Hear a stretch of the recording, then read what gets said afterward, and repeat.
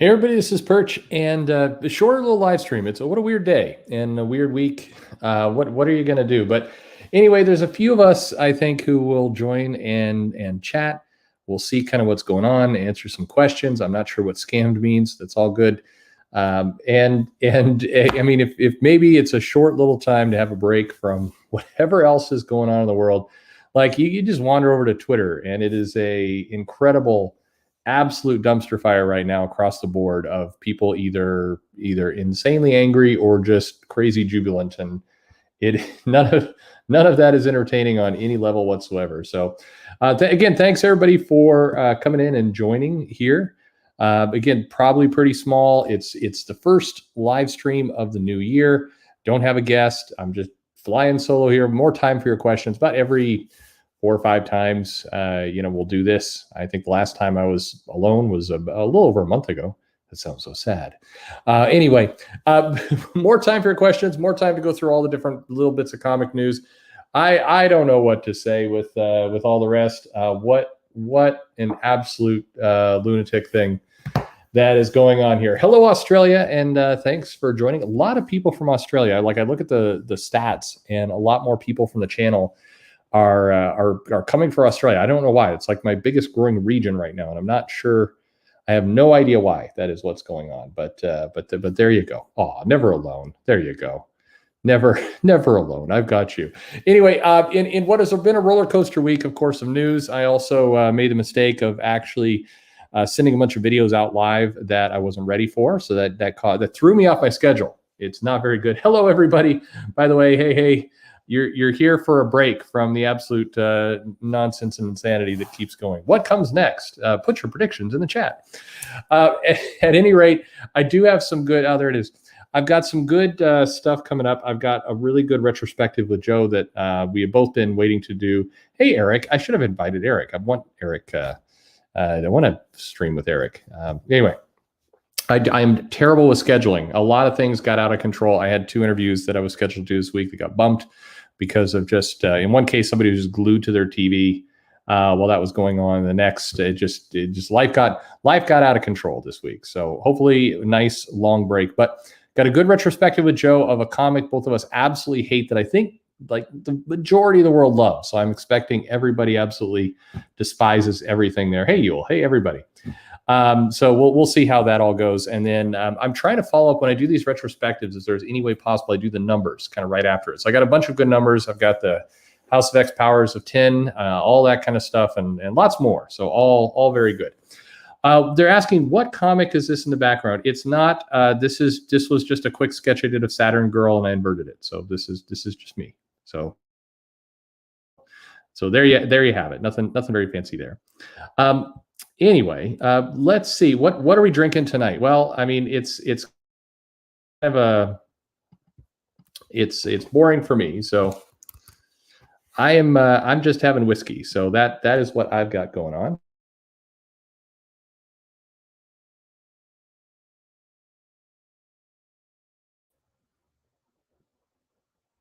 Okay. All right. So there was a little bit of a hiccup there. I don't know. Maybe people can hear me. Maybe not. It's unclear. I'm seeing it's weird. Seeing the messages come up, but my apologies if there was a little bit of a hiccup there. It seemed like there was some problem there with the stream. I don't know. Maybe everybody's now trying to get onto the internet to quickly set up a Parler account, or I don't know what's going on. So anyway, off to a bumpy start, but.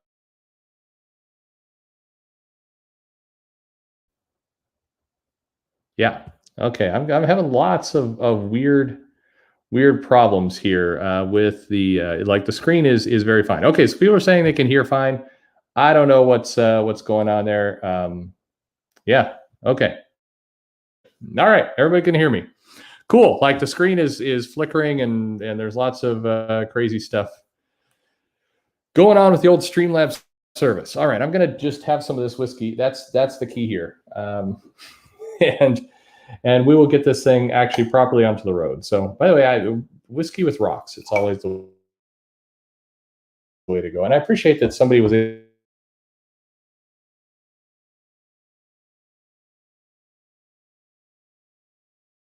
to download the video before we went live on stuff. Steve Lytle passed away.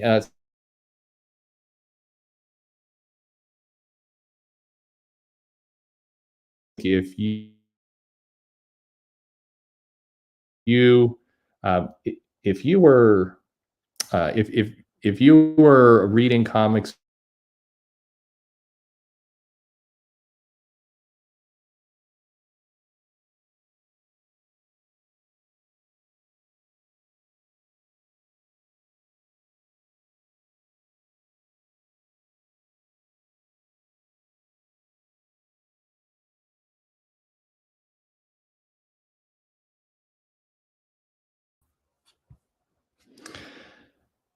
All right, everybody. Hopefully that that is getting a little bit better. Let's see. There's always a delay, so I go in, I come out, change the Wi-Fi here. So let's see if this is a little bit better in about like 30, 40 seconds. We'll now see it in the chat if this actually made things better. We'll see what's going on. Anyway, sorry for that. We get a bunch of people in here, and now of course there's problems. All right, let's just assume everything is better. I see people saying back and LOL. That has to mean everything is great. But this seems like life's better. All right, just change to a different Wi-Fi. Who knows what's going on again? Crazy times in a world where everybody's at school alone. But we're okay. Getting past that, let's go back. No, I was not on my neighbor's Wi-Fi. Yeah, Lytle. So some pretty amazing work. It's funny because I think a lot of people who are if you're collecting comics during this time, you probably recognize certainly those classic X-Men covers, the Legion of Superheroes. He was very, very recognizable, I think, as an artist, and everybody.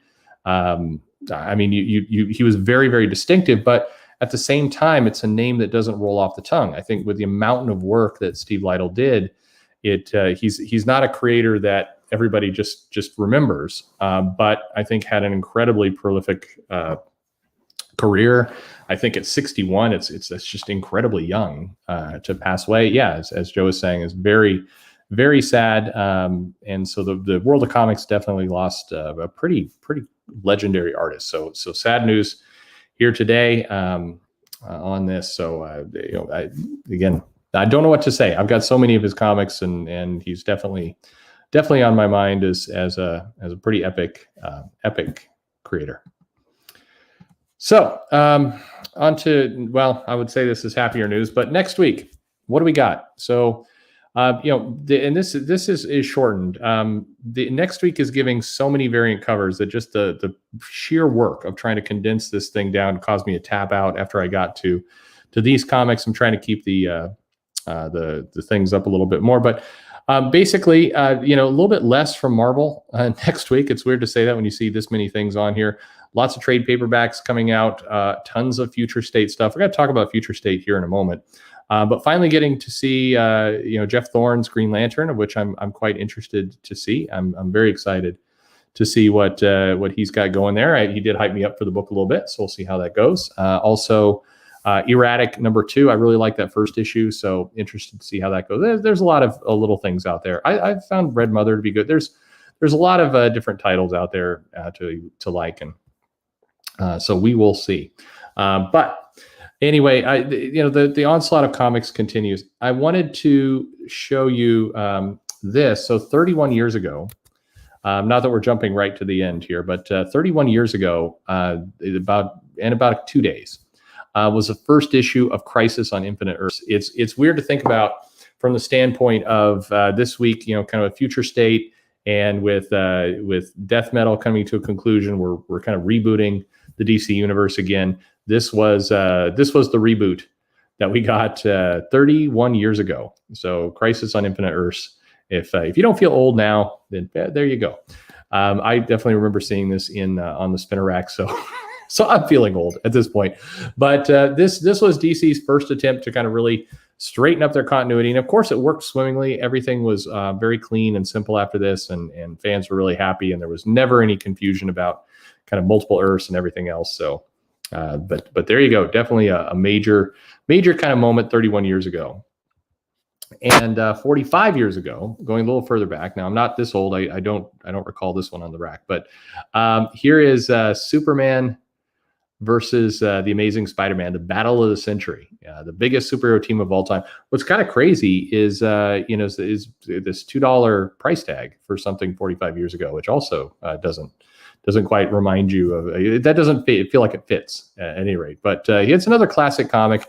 This week, it was Once Upon a Time that the first week of January. This kind of first time was a lot of pretty major things would come out right about this week, and then it kind of got away from it. This became a bye week, and then last year we got the launch of Iron Man 2020. So things have definitely gone down from there. But hey, for people who are coming in now, sorry about the earlier connection problems, but it's certainly good evening, good morning, wherever you happen to be.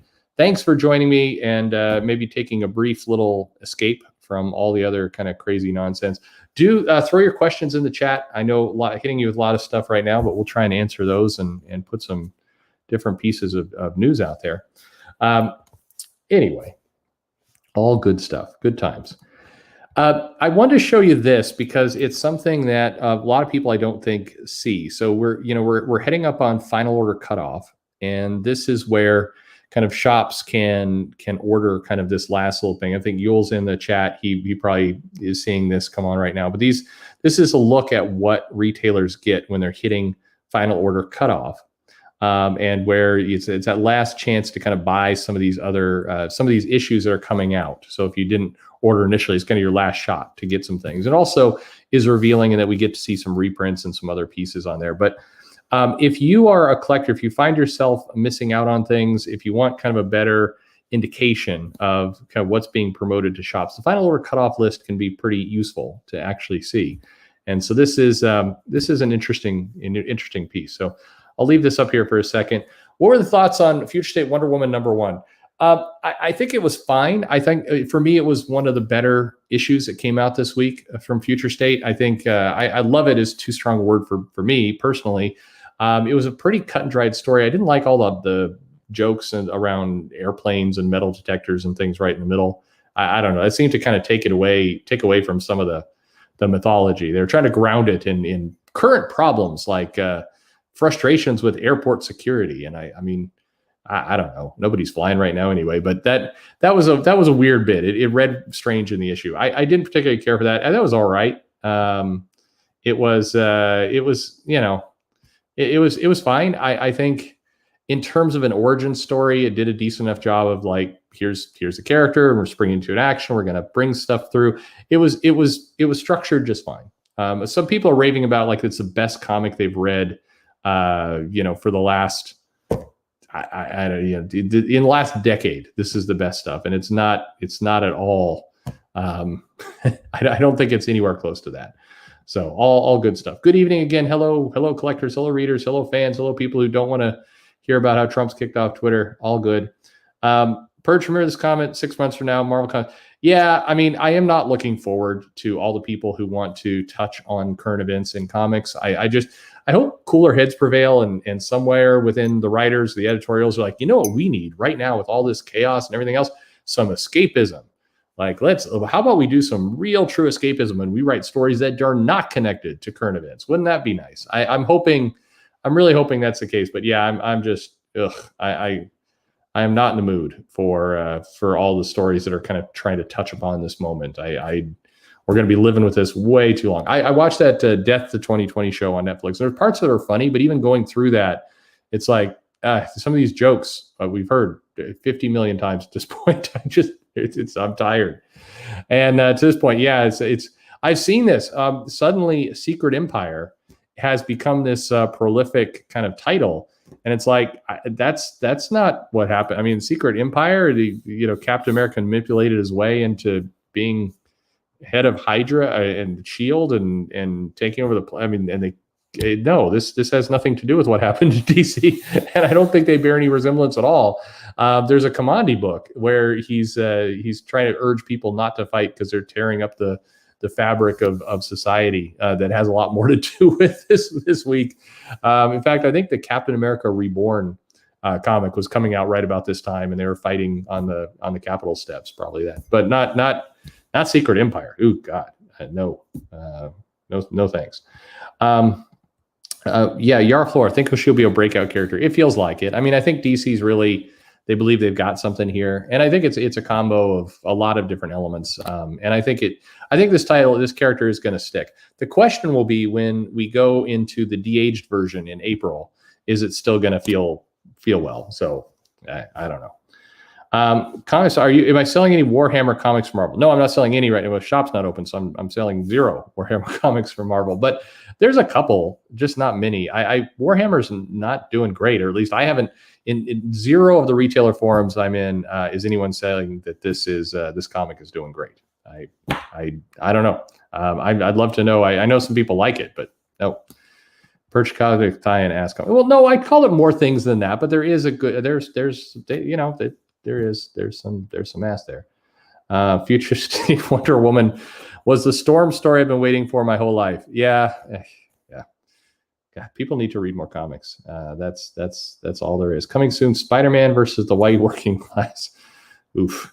Anyway, yeah. So all right, let me flip this here real quick. If in terms of final order cutoff, here's DC. There's something interesting to talk about here, and that is the sheer amount of second printing. So I think I have a video tomorrow or one of these days. Everything's gotten all screwed up, but it is a lot of the future state books are being pushed into second printings. And the feedback from at least, again, some of the retailer forums, some of the places is that they're selling unexpectedly higher than people expected. And so I'm trying to kind of wrap my head around what that all means. And I think it comes down to this. Future state is selling better than people expected. I think that it's anecdotal, but it does feel like that if you're just hearing from other retailers and what's going on. But the expectations were set low. So meaning it was kind of like convergence. I think when people are putting out these comics, the retailers are thinking how much should they order, and their heads were really in convergence and how that sold. And I think they tried to kind of use that as an indicator of what's going on. And so it looks to be stronger than convergence. And I think some of the reprints and other things indicate that there was they underestimated a little bit of the demand. There's now things are selling out. It's proving to be a little stronger than people say. I don't think this means it's proving to be massively stronger, but it's definitely, it's not convergence. I think at this point we can kind of estimate that it's not. It's going to sell better than convergence did, at least with 1 week and 6 titles worth of data, which is not nearly enough, but it does look like there's a lot more interest. Yes, this is kind of you almost sold out of all future state, but was tight in the order. I think everybody was tight on the order, and this is kind of what everybody did. And so they're discovering that, hey, it sold better than we thought, and so now there's some additional interest. Now this is always the moment where people screw up, and they just say they get a little bit of success, and they're like, hey, let's go for broke and just start printing the hell out of everything. And it's like it's probably not. It's not a smash hit, and this is where you can easily tip things over. But it is going to be better than convergence in terms of sales. This is a reasonable attitude. Sales I don't care about. At the end of the day, if you're a customer, you shouldn't care about sales. You should care about is the comic you're picking up and reading when you want to read, and that's really all you need. So yeah, a lot of comments in the chat, a little bit about Yara Flor. I feel like Yara Flor, I think, is one of those cases where they're going to screw it up. I would love to be more positive. It just feels like it's a character. There's a little bit of interest. It's kind of new outfit, something new for Wonder Woman that's going to shake up the status quo. That's good. And can they resist the temptation to go too far, too quickly? I did this video this morning about who's to blame when new characters don't land. I got some good feedback. One of the pieces that I admit I completely missed, but it's accurate, is you take characters like Wolverine or the Punisher or lots of these characters from the past, Deadpool, and they weren't instant smash hits. It took a while for them to become popular.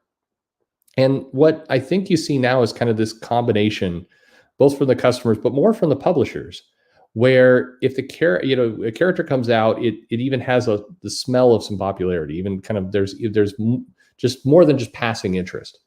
And the publishers immediately moves into this, oh my God, we've got the next Wolverine, we've got the next super breakout character. It's absolutely huge. Go.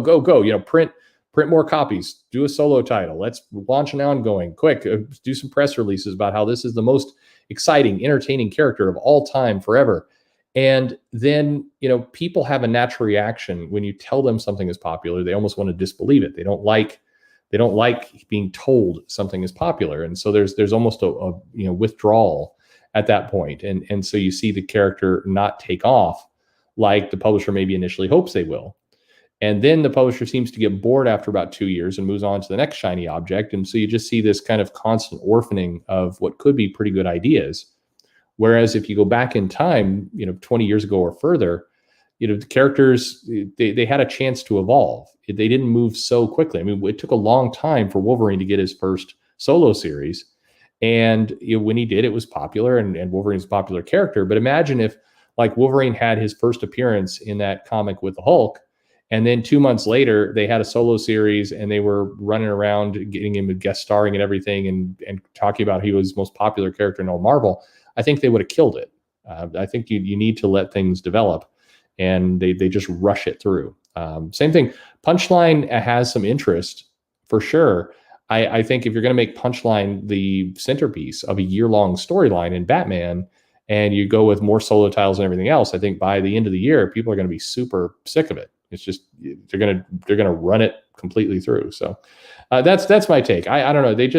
There's an expectation like you gotta hit it really big right away, and if you don't do that, and if it's not being pushed immediately, then it's failure somehow in the minds of the publisher. And I think they don't give it a chance to breathe. So it's an important point to the video this morning. I think I missed in all that. They just need to take their time, let these characters develop, listen to the customers, what the customers like, then give them a little bit more and a little bit more, and don't try and force something. And I think it would work out a lot better. Anyway, my point, my thoughts. Anyway, what am I saying?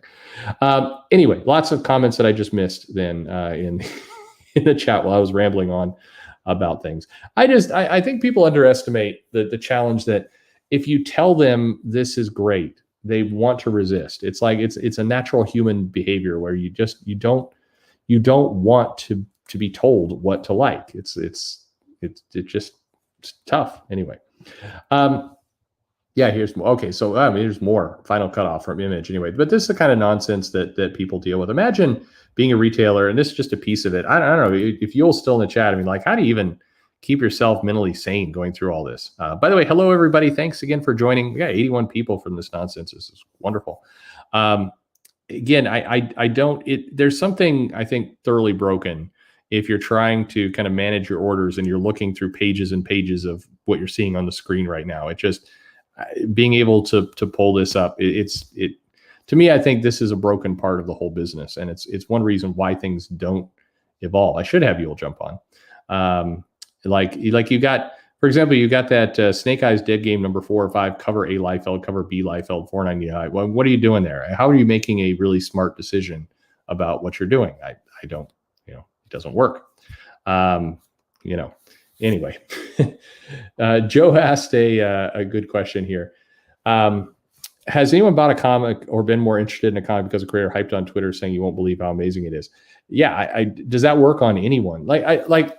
I'm always very confused. Like, who is, when you see these, like, you won't believe what they let me get away with, or this is the most amazing comic ever, and then it gets like 12,000 likes, but then you see the sales orders come in, and it's like it's a 6,000 issue print run. It's like, where did those other 6,000 people go? That they put the like in there, but did they not actually go pick up the comic? I mean, I don't think this works in terms of hype, and I think it's not hard. I mean, how crazy is it that with a visual medium where you've got so much art, you've got so many things to show, the hype is such a struggle. It's crazy. I think I don't know. It's crazy. Oh God damn. Okay, yeah. And then this is the kind of nonsense you deal with if you're working with Dynamite. I mean, Dynamite's just like on crack here. This is what's coming up for Dynamite. What in the world are you going to do with all this? Anyway, the Vampirella and lots of variant covers. I love. What are you going to do? I don't even know what to say. You just look at this and it's like, Is it bringing back bad memories? I'm having to kind of get into this because I'm now having to start to place some orders with the impending feeling like an opening is coming soon. So now I'm having to get back in the mix of all this stuff, and it's yikes. I don't know what Dynamite's doing, to be honest with you. I don't know. How do you differentiate this stuff here? Anyway. What we got here? Purchasing about takes 2 seconds completely free to send a tweet to draw up interest, right? Just get shit for advertising boosts. So what are they going to do? I mean, I just think they could do it better. I think that I don't know. I'd love to just get into the head of somebody who's like, when they write that, this is an amazing book. You won't believe what they let me get away with. I mean, do they mean it? Like, are they sitting there writing that going, this is going to do the trick?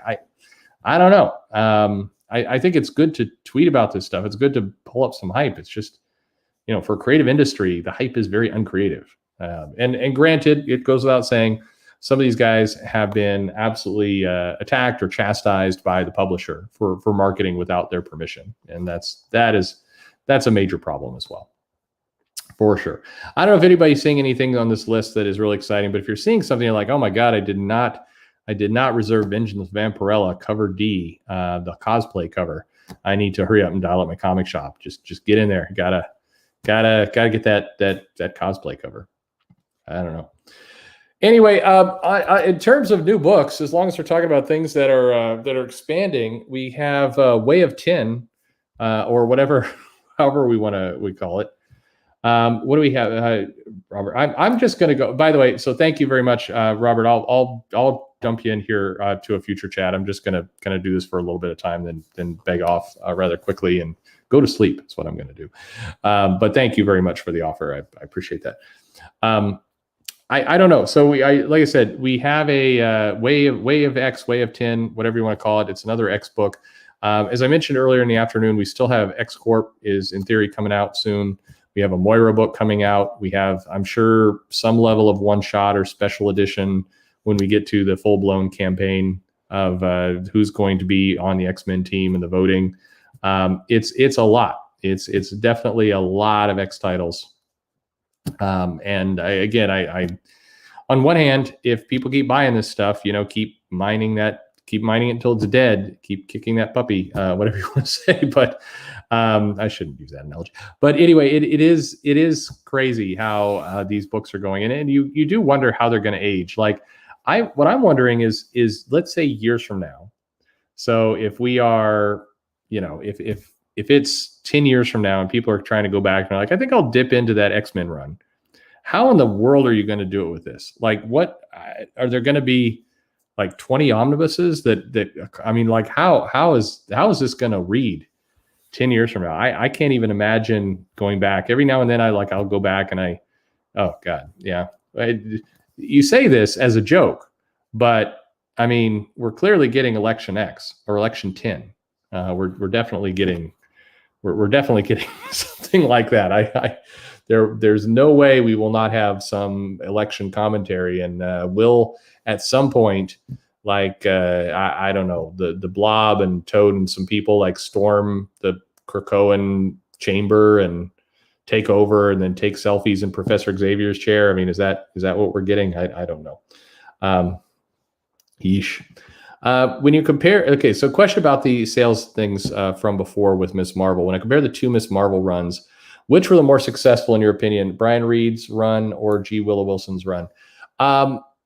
It would be Brian Reed's for sure. I mean, by pure sales, it would be Brian Reed's. But Brian Reed's run was interesting because it was extremely influenced by events. So while it was going on, it had the benefit of House of M kind of as a kickoff, and then it had Civil War, which did really well for it in terms of sales, and then Secret Invasion and Dark Reign.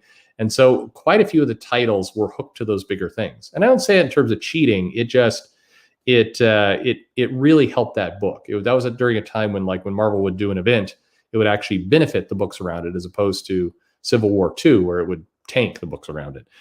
So, it just in terms of sales, which you may be not asking about sales, I just dawned on me, maybe asking about quality of the book.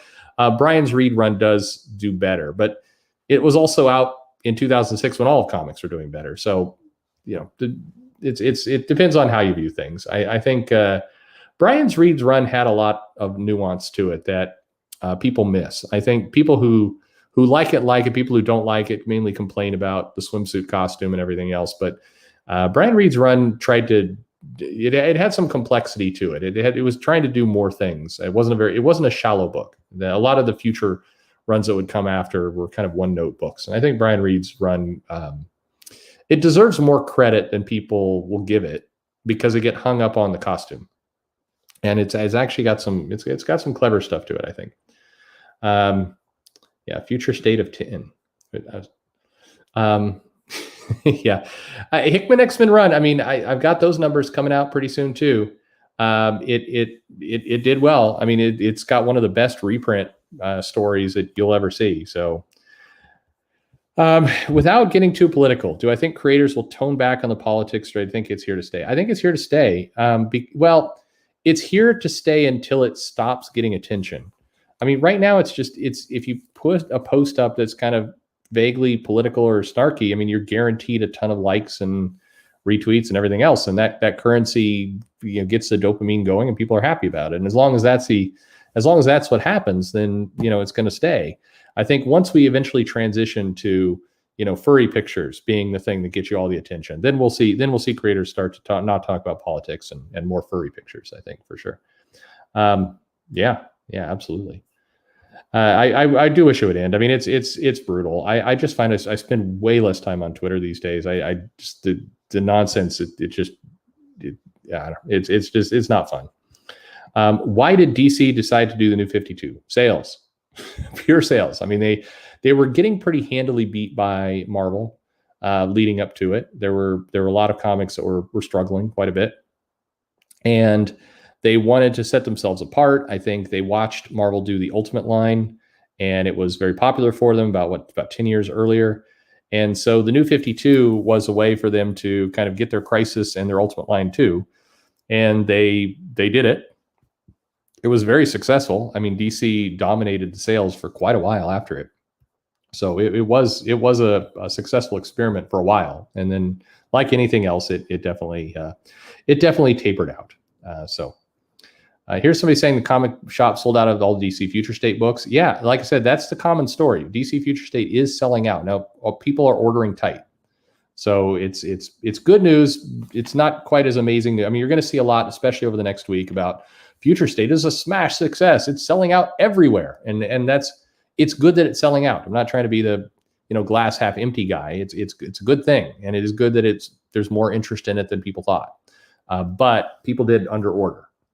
So that's part of what was going on. Anyway, we got some other questions here. They should bring back Chuck Austin. Yes, they should.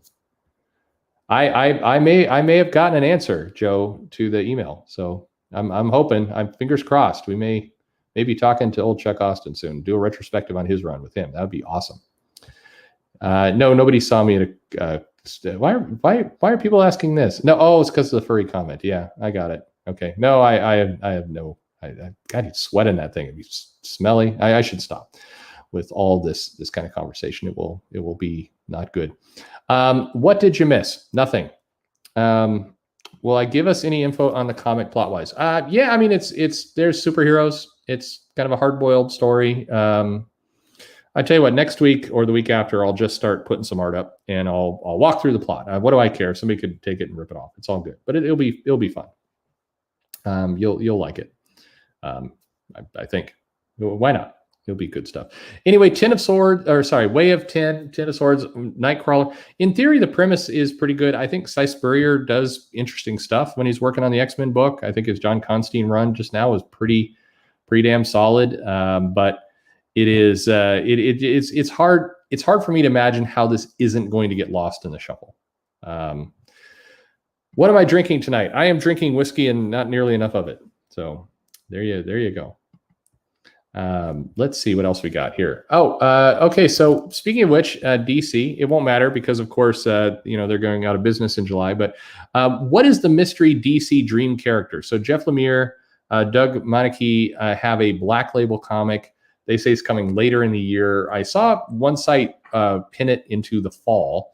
I don't know exactly if that was a guess or truthful or anything else, but I'd love it if some people want to know in the chat, what's he talking about? What is his dream comic? So it's somebody he says he hasn't really worked on before, but he's always wanted to, very heavily within the DC universe. Who is Lemire? Who is Lemire talking about? What's he going to do? Somebody said Animal Man, but he did Animal Man, so I don't know if that qualifies based on what he's saying. But we are getting some kind of Black Label comic from Lemire, and what will it be? Somebody says Batman, which would make sense because there aren't enough Batman comics. I think they can probably squeeze 2 or 3 more in there for sure. Frankenstein has been one that some people have guessed at. Yes. Power Girl, I'm guessing no. Yeah, it would be very funny if they announced another Batman story. Brother Power the Geek. Yes, absolutely. Tigra would not quite qualify. Wally West. So we did also, I don't have it in here, but we did hear news that Scott Snyder at least was teasing that there's some bigger Wally West stuff coming up. I hopefully this time he's not killing off everybody, but definitely we're getting some kind of Wally West, more Wally West. Maybe it is weird how fans will continually talk about Wally West being a character they really want and they want to invest in, they like, and everything else. And it seems like the simplest thing in the world would be just to, publish one of your comics and just do nostalgia bait Wally West and just go with it. I mean, just why in the world would you not just want to do that? Seems crazy to me. I think, who knows? How well have the Dark Multiverse one-shot sold? Not as well as last time, is the answer. Again, I'm talking to other shops. Of the numbers that I've seen, there's a lot of extras on the shelf. I don't know if Yule is still with us. He may be able to comment from his shop. But in general, with the first metal, the Dark Multiverse titles did really, really well. The tie-ins did really, really well. And that was kind of one of the nice surprises from that book, is it had an umbrella effect on more than just the event. And with death metal, at least from what I've heard from other shops, now maybe this is one of those cases where I think the shops probably ordered bigger on it, and they didn't get, they're not getting everything they hoped. There's a lot on the shelf from what I've heard, so not as good as last time, I think is a simple answer. And hopefully we get actually reliable numbers. We can say this with some more authority at some point. But anyway, I'm curious to see what Jeff Lemire does. I think when he's inspired by a character, he typically puts out some pretty good work. So it's curious to see what he has coming up. Doug Maneke, of course, does really nice work. So I would like to see that as well. Here's a little guessing game. Which comic is this? So this is one of the numbers videos I have coming up, not to give anything away, but see if anybody can guess this. I think it's pretty obvious. I mean, the numbers at the bottom kind of give it away. But this is, I like looking at pictures like this because it shows you a little bit of what happens when you put some investment into a title and you just try and tell a solid story. You put some good creators on it, and you put some creators on it, you get stuff done, and you look at that. You don't need to renumber something. There's not a number one launch. You don't have anything like that. So you get basically, you do the right things and you market, and you can double your sales or more, almost triple your sales. So Yule's got it. This of course is Batman. Now, I think it's obvious, but what do you suspect this 12-issue run was for Batman? So anyway, there you go. So yes, this is Hush for sure. So this is and why I think this is interesting. We'll do the whole video to kind of walk through it. The issues, that little 6-issue before, 602 to 607 was Hush, was pre-Hush. This was before they did the big Jeff Loeb and Jim Lee storyline, and then 608 is when it began, and 619 is when it ended. And then 620 is when it went back to a different creative team. But it's pretty cool to see. This is Hush, and this is, again, no number one launch, no crazy gimmicks, nothing. Just, you put on a solid team, you promote it, and instantly you're up over 100,000 copies for the entire run. Now, granted, Jim Lee is going to sell comics. You put Jim Lee in something, and it's going to do well. But, this just shows you don't need a lot of gimmicks. You just need a strong creative team people get behind, and here you go. This is what you get. I think this is a lesson that's kind of lost on people today of in order to get these kinds of curves, they feel like, well, we're going to have to relaunch the book. We're going to have to do a double-sized anniversary issue. We're going to have to all the rest. And I may be mistaken about this, but as I recall, every issue of Hush was just a regular, a regular comic. I don't think there were any double-sized issues in there. I can't remember if the last issue did something special, but it was, this is just comics. And granted, Jim Lee is probably, I don't know, they're probably one of the hottest artists, but you can imagine if you threw Jim Lee on a book today, you would get a similar result. It would, and again, you don't need to do it. You don't need to destroy any of the numbering or anything else. And I could show you the curve as it stretches out. The sales do slowly decline, but maybe the best lesson here, people are still guessing. It is Hush from Batman. 620, you look at 625 there at the end, once the next run goes on, and the strength of putting these Jim Lee on this book and doing this storyline, this very confined storyline, it helped. It even after they were gone from the title, people stuck around.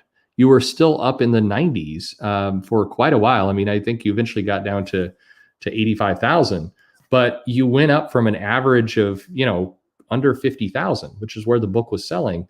And here you have it. And so I think, I just think this is a good lesson to be learned. And you don't have to just do, Jim Lee's obviously going to be a big name, but when you think about Marvel saying, hey, we want to boost up the sales for something, this is where, would it be, the question has often come up, would it be worth, I think Sean Murphy asked, would it be worth getting Todd McFarlane and paying him an insane amount of money to have him come in and do 6 issues, 12 issues? Now that's guessing Todd McFarlane actually want to do that. But what would be the impact for the book? Would it be money well saved? And I think charts like this tell you it would be. And to really get the success out of it, don't have it be a separate little series. Don't have it be a mini series or an offshoot or anything like that. Do it in the regular title and get yourself some benefit after they're gone. I think it's anyway, it's interesting seeing this. This is always what I believed had happened. This is what I remembered happening. And it's just nice to see it visualized this way. Like I said, there's a video coming where I really walk through it, but it's really cool stuff when you think about how you can impact a comic without gimmicks and shenanigans and other silliness. I think it's an interesting thing. How did Jim Lee's Superman compare? It didn't do as well, is a short answer. It also didn't have the same marketing. I mean, one of the other benefits I think DC did is they really sold well this is a 12-issue comic run. It's a storyline. This is Hush. You're going to see, this story. You're jumping on for this story. And it was very clear what you were getting. And I think the Superman run that Jim Lee did, it was more muddled. It didn't have the same kind of it wasn't packaged the same. And I think it confused readers a little bit. So it didn't do as well, but it definitely did boost sales. And it had the same thing that you see here, where after they left the book, people stuck around. It ended, it continued on much stronger than it did going into it. So yeah, Jim Lee's books do delay, but that's why you get him to draw ahead of time and then you release it. There's ways to get around that. Will Comic-Con ever be able to tabulate monthly sales numbers again? Yeah, they will. I mean, in theory, they can. I mean, there's just, we could be getting some reliable data out of Diamond and Marvel right now. We're not. I do think there's a way to get that information. I think it will come out. I have pretty strong confidence that, by, I don't know, let's say summer, I think we'll be getting reliable numbers again.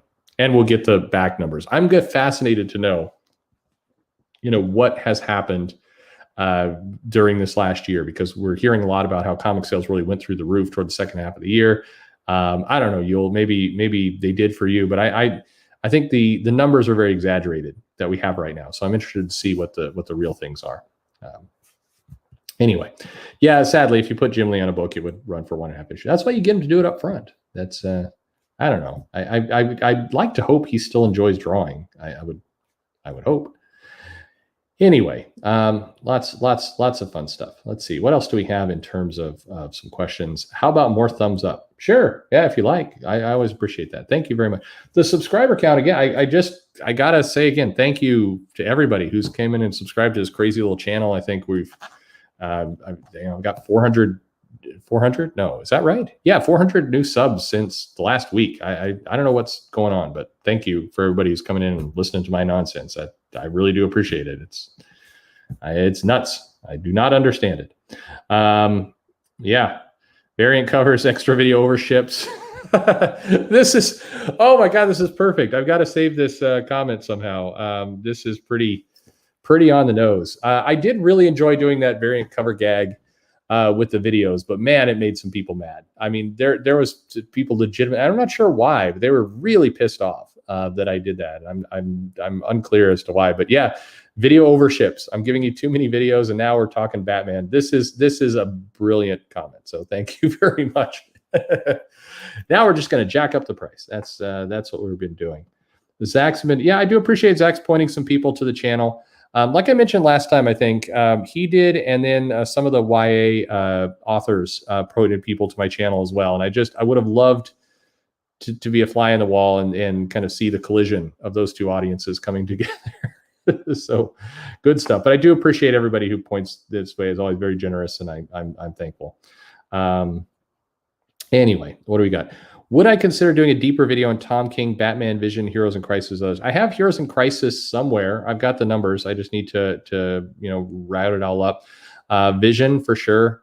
I don't know. I need to get. I don't know what to do about Batman. I did Batman, so I can probably come back and do some more for sure. Big fan of the work. Thank you. Thank you very much. What software do I use for my videos? I am using Final Cut Pro to put the videos together. Which is way overkill. You can do just fine if you've got like iMovie or a basic thing. You do not need anything like that. And then the graphics and all this kind of stuff, like what you're seeing here, this is PowerPoint, the most exciting software of all time. It's just using their graphics feature and fiddling with it a little bit. If you want to have your stuff really stand out, what I would recommend is like start with some of the basic graphs and charts or whatever you're doing, the designs that the software gives you, and then just go in there and tweak them and build templates for yourself. Not only will this make it faster for you to reuse and repeat it in the future, but you instantly look pretty custom because it's a lot easier to do than you think. Just build storylines and build templates. There you go. Perch is sponsored by DC. There's no chance that they would sponsor me, but yeah. Can I give a full video? Oh, yeah, this has been interesting. Why you never took on? I want to do a lot of videos. I did that video on Stephen Platt, and I liked it's and there's a lot of people like that of like creators who either they took off and then they vanished or they didn't have a happy ending.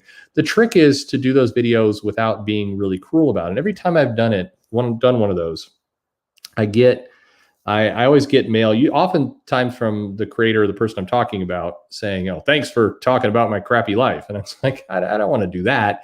So I've got to figure out a better style. One of the things I think you'll see this year, just like I'm doing with the numbers videos, I'm going to get into more of a routine of like, hey, here's an interview and it looks a certain way. Here's a retrospective. Here's sales numbers. Here's, a little history lesson on what's going on. And you're just going to see things start to put in a little bit better. Anyway. Thank you again for everybody who knew is joining here. I don't really, it's always funny. People come in, when they come in from other sources, they come in, they like a few things, and then they realize it's like, oh, hey, you disagreed. You should hopefully everybody here is disagreeing with me on a regular basis. That's a good thing. It's healthy. I don't ever mind that. So please come in. To both people. Yeah. I steer away from some people because it's just too much of a lightning rod, but they're interesting to talk about. Could I go over the Image Comics coupon? Ooh, this would be a great idea. Yes, absolutely. I'll bet many of the people in the chat do not even know what that is. All right, we will definitely do that. If I'll bribe you in whatever whiskey or things you like. So you should come and chat with me on that. That's a great topic. There's been a lot of crazy gimmicks. There's a lot of things were tried in the early 90s, especially that were pretty terrible in a lot of ways, but it led to a lot of what we have. Thoughts on Superman, Batman, Elseworld? Finally, well, I'm glad. I think all this stuff should get omnibuses and out there. You know what's crazy? I was at the Marvel Comics site. And I almost did a video on this, but there's not enough to it, so I'll just say it here. If you go to Marvel Comics and you load up their main site, you are presented like the thing at the very bottom, almost the very bottom, the right above the trademark and copyright information at the very bottom, are the new comics they have coming out this week. But you have to scroll way down past the stuff they're putting out on Marvel Unlimited, past some of the stories they're doing on Disney Plus and other things, some broken graphics. I was struck today by like how much they're burying the new comics that are coming out. It was painful here. Manga scene. Yeah, I'm going to dive more to manga. One of the things I'd love some feedback on is I want to take you through kind of the different arcs in One Piece in particular, because that is, I think, as everybody knows, it's a series near and dear to my heart. I named my dog Luffy, and I got the little straw hat symbol on the back of my car. Probably too far, full Weibo mode. But I think that there's some storytelling arcs. There's some ways that they do the beats of that story that are just really, really clever. So I'm trying to figure out a way that I can kind of take you through. Here's kind of how they built the story up, because I think it's it's a blueprint for any comic creator of how you can come and really put some stuff together. It's good stuff. When do I think Saga will come back? I think this year. I think we will see Saga back in the summer. That's a wild guess. I have no idea. I haven't heard anything, but that's my feeling. Off topic, what are my thoughts on audio fiction market? I don't know that I have any. Some people have tried it and it always seems like a pretty good idea. You've got, podcasts are popular. People like to listen to stuff. Some people show up to be part of silly live stream videos. It feels like there's a market here that could be really tackled, but it also doesn't feel like anyone has really done this quite properly. I'm not sure why. Oh, I'm definitely, so is that a deviant retweet of our comic graph image? I am definitely going to make fun of this by putting that watermark in just randomly in things in the future. So for those of you who may not have seen what he's referring to here, is that I think the latest issue of Doctor Doom, I think it's the most recent one, Salvador LaRocca has this map behind the character that is showing. And this map is actually a map that some DeviantArt user made for Star Wars. And if you look closely at the map, you see Star Wars names and things. And so not only was this map actually somehow made its way into the comic and just used, but they didn't even take off the DeviantArt watermark. So you can actually see it in the comic. It's thoroughly embarrassing and terrible. And somebody's going to get some money off that. I think that's really where it comes from. Good. He's okay. Horizon Brave's my anti-echo chamber. Good for you. Always disagree. I always think that's healthy. Although Horizon Brave here was saying I was nervous about going to see the Captain Marvel numbers video, and you got to tell me, I thought there was not really an opinion put forward in Captain Marvel about the character. I was mainly, and with all those numbers videos, I'm trying to be very like, look, here's the stats, and here's what I'm reading off the stats. Like when you relaunch, look, it's falling quicker each time, so it's indicating that you're losing your audience faster with every successive relaunch. I'm not going to make a comment really on the character or was it written well or bad or anything else. I mean, I have my own opinions and I can do that, but for these numbers videos, I'm trying to kind of separate it out. I do think if you look at that Captain Marvel video and you see the numbers, it paints a pretty clear picture of where they had a bad strategy of relaunching continuously. But anyway, that's all good stuff. Whew. Okay. I'm going to take a little drink here because that's good. Wonder Woman. Do I think the movie has helped the comic? I don't think so. What's interesting is as we go into this new world of streaming movies going straight there. I don't know. It feels like the two are like in completely different universes. And what I find particularly sad, and I guess this is the same sadness I always have, is you're now. You laid a bunch of people off. You realigned your interests. You've got Jim Lee in a higher role with connections into Warner Media. You've got DC Comics as a category, or DC characters as a category in HBO Max. You did all of that. You had your big Wonder Woman streaming event. This is a major summer blockbuster movie that really, for the first time, we're going to simultaneously, take it to theaters, but also put on HBO Max. And was there a pre-roll for the comic or anything to point people to anything like DC's digital efforts, if you want to just keep it all digital, or the comic or anything, and nothing. And we know that the capability to put pre-rolls and little bits of advertising, even quickly produced, like still images, like what you're seeing on your screen right now for me. We know that they can do that because HBO does it all the time. You go see other shows and they've got those pre-rolls in all over the place. And so you have this opportunity where a ton of people, like a huge amount of people, are going to watch the premiere of Wonder Woman on their streaming service, and you do nothing for the comics at all. Like how in the absolute hell does that happen? I mean, I can't even, I don't know. I cannot even understand what was being thought of there. It's absolutely insane. I don't know. That drives me absolutely crazy. Can I tease future guests on your channel? Well, I think all of those people will be back soon. So for sure, I'm talking with them now. I'm very Jeff Thorne.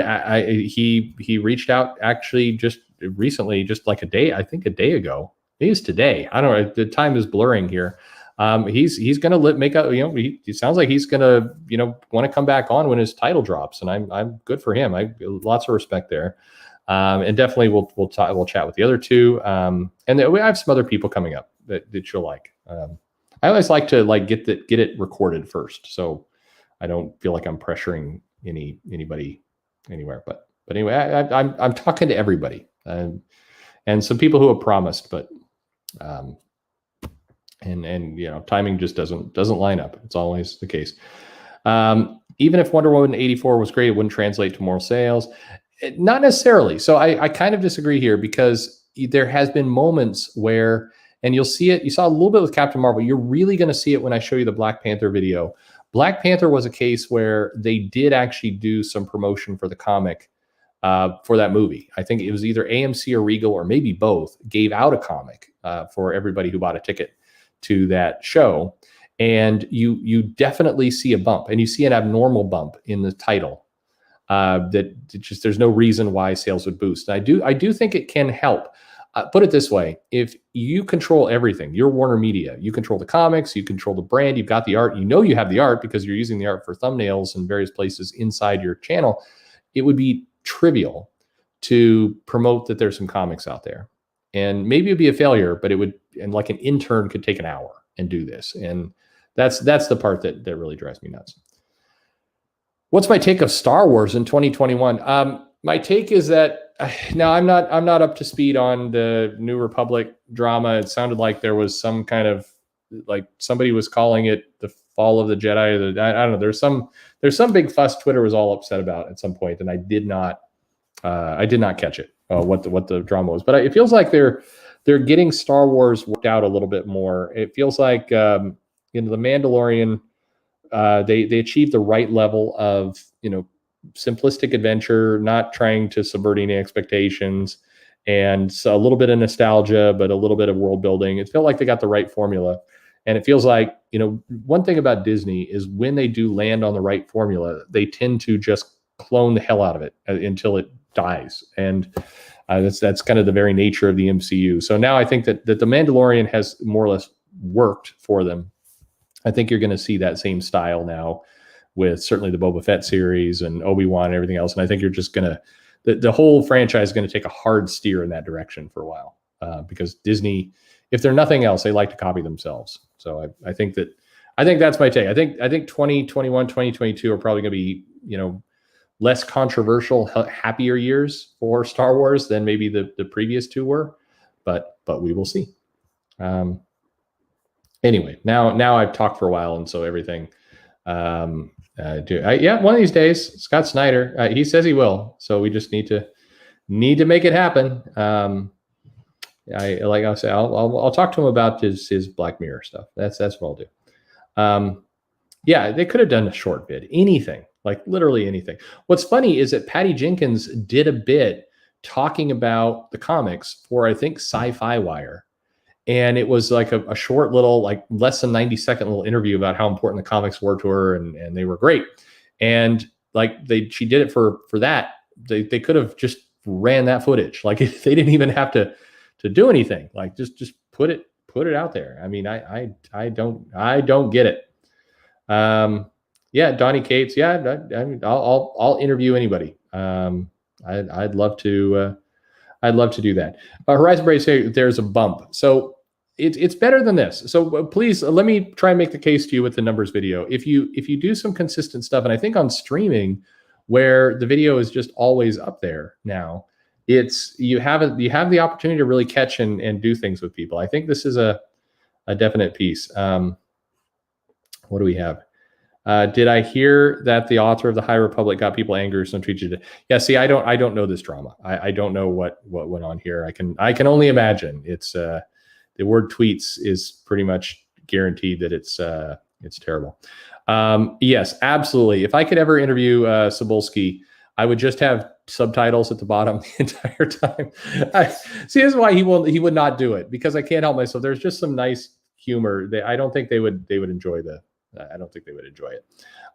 Yeah, Brett Booth talked a little bit when we did do the interview that is up. We talked a little bit about manga and kind of his love for it and some pieces, and he'd be absolutely great to talk about for sure. All right, where we go. Tech Issues, Rogue Squadron, lots of excitement. What's your take on these Archie horror comics? They sell, but they're selling less. I mean, it's the law of diminishing returns. I think they're it's kind of one of those cases. They're starting to go down. Had some glitches. Hope you saw my comment. I don't think I did. I hope I will scroll up real quick. I think I have missed it. I'm sorry about that. Anyway, blah, blah, blah. Press. People are getting angry about things. Perch. Did you stock Gotham High in your store? Yeah, it didn't sell, but yes. That was the first clue. Actually, let me move on here to, hey, perfect segue. So that we've got announcements now, 2 titles. Whistle, which is one of the YA, Gotham City Hero books, has been delayed quite a lot. And Zatanna the orders have been completely canceled. Now, I think Zatanna will get resolicited at some point.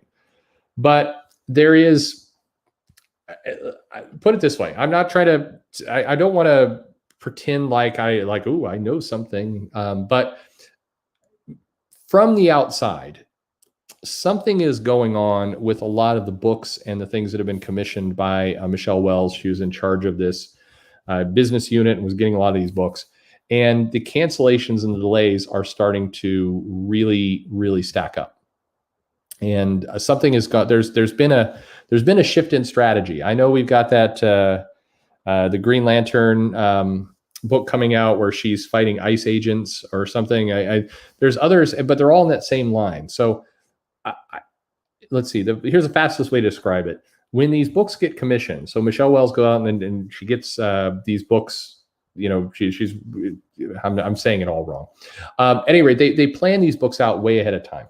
And there's some books undoubtedly that some contracts were signed for and some work was done that haven't even been announced yet.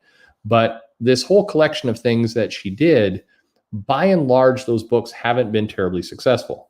And I did I put the video up on about the Amazon sales and everything else, but generally the sales they're not working.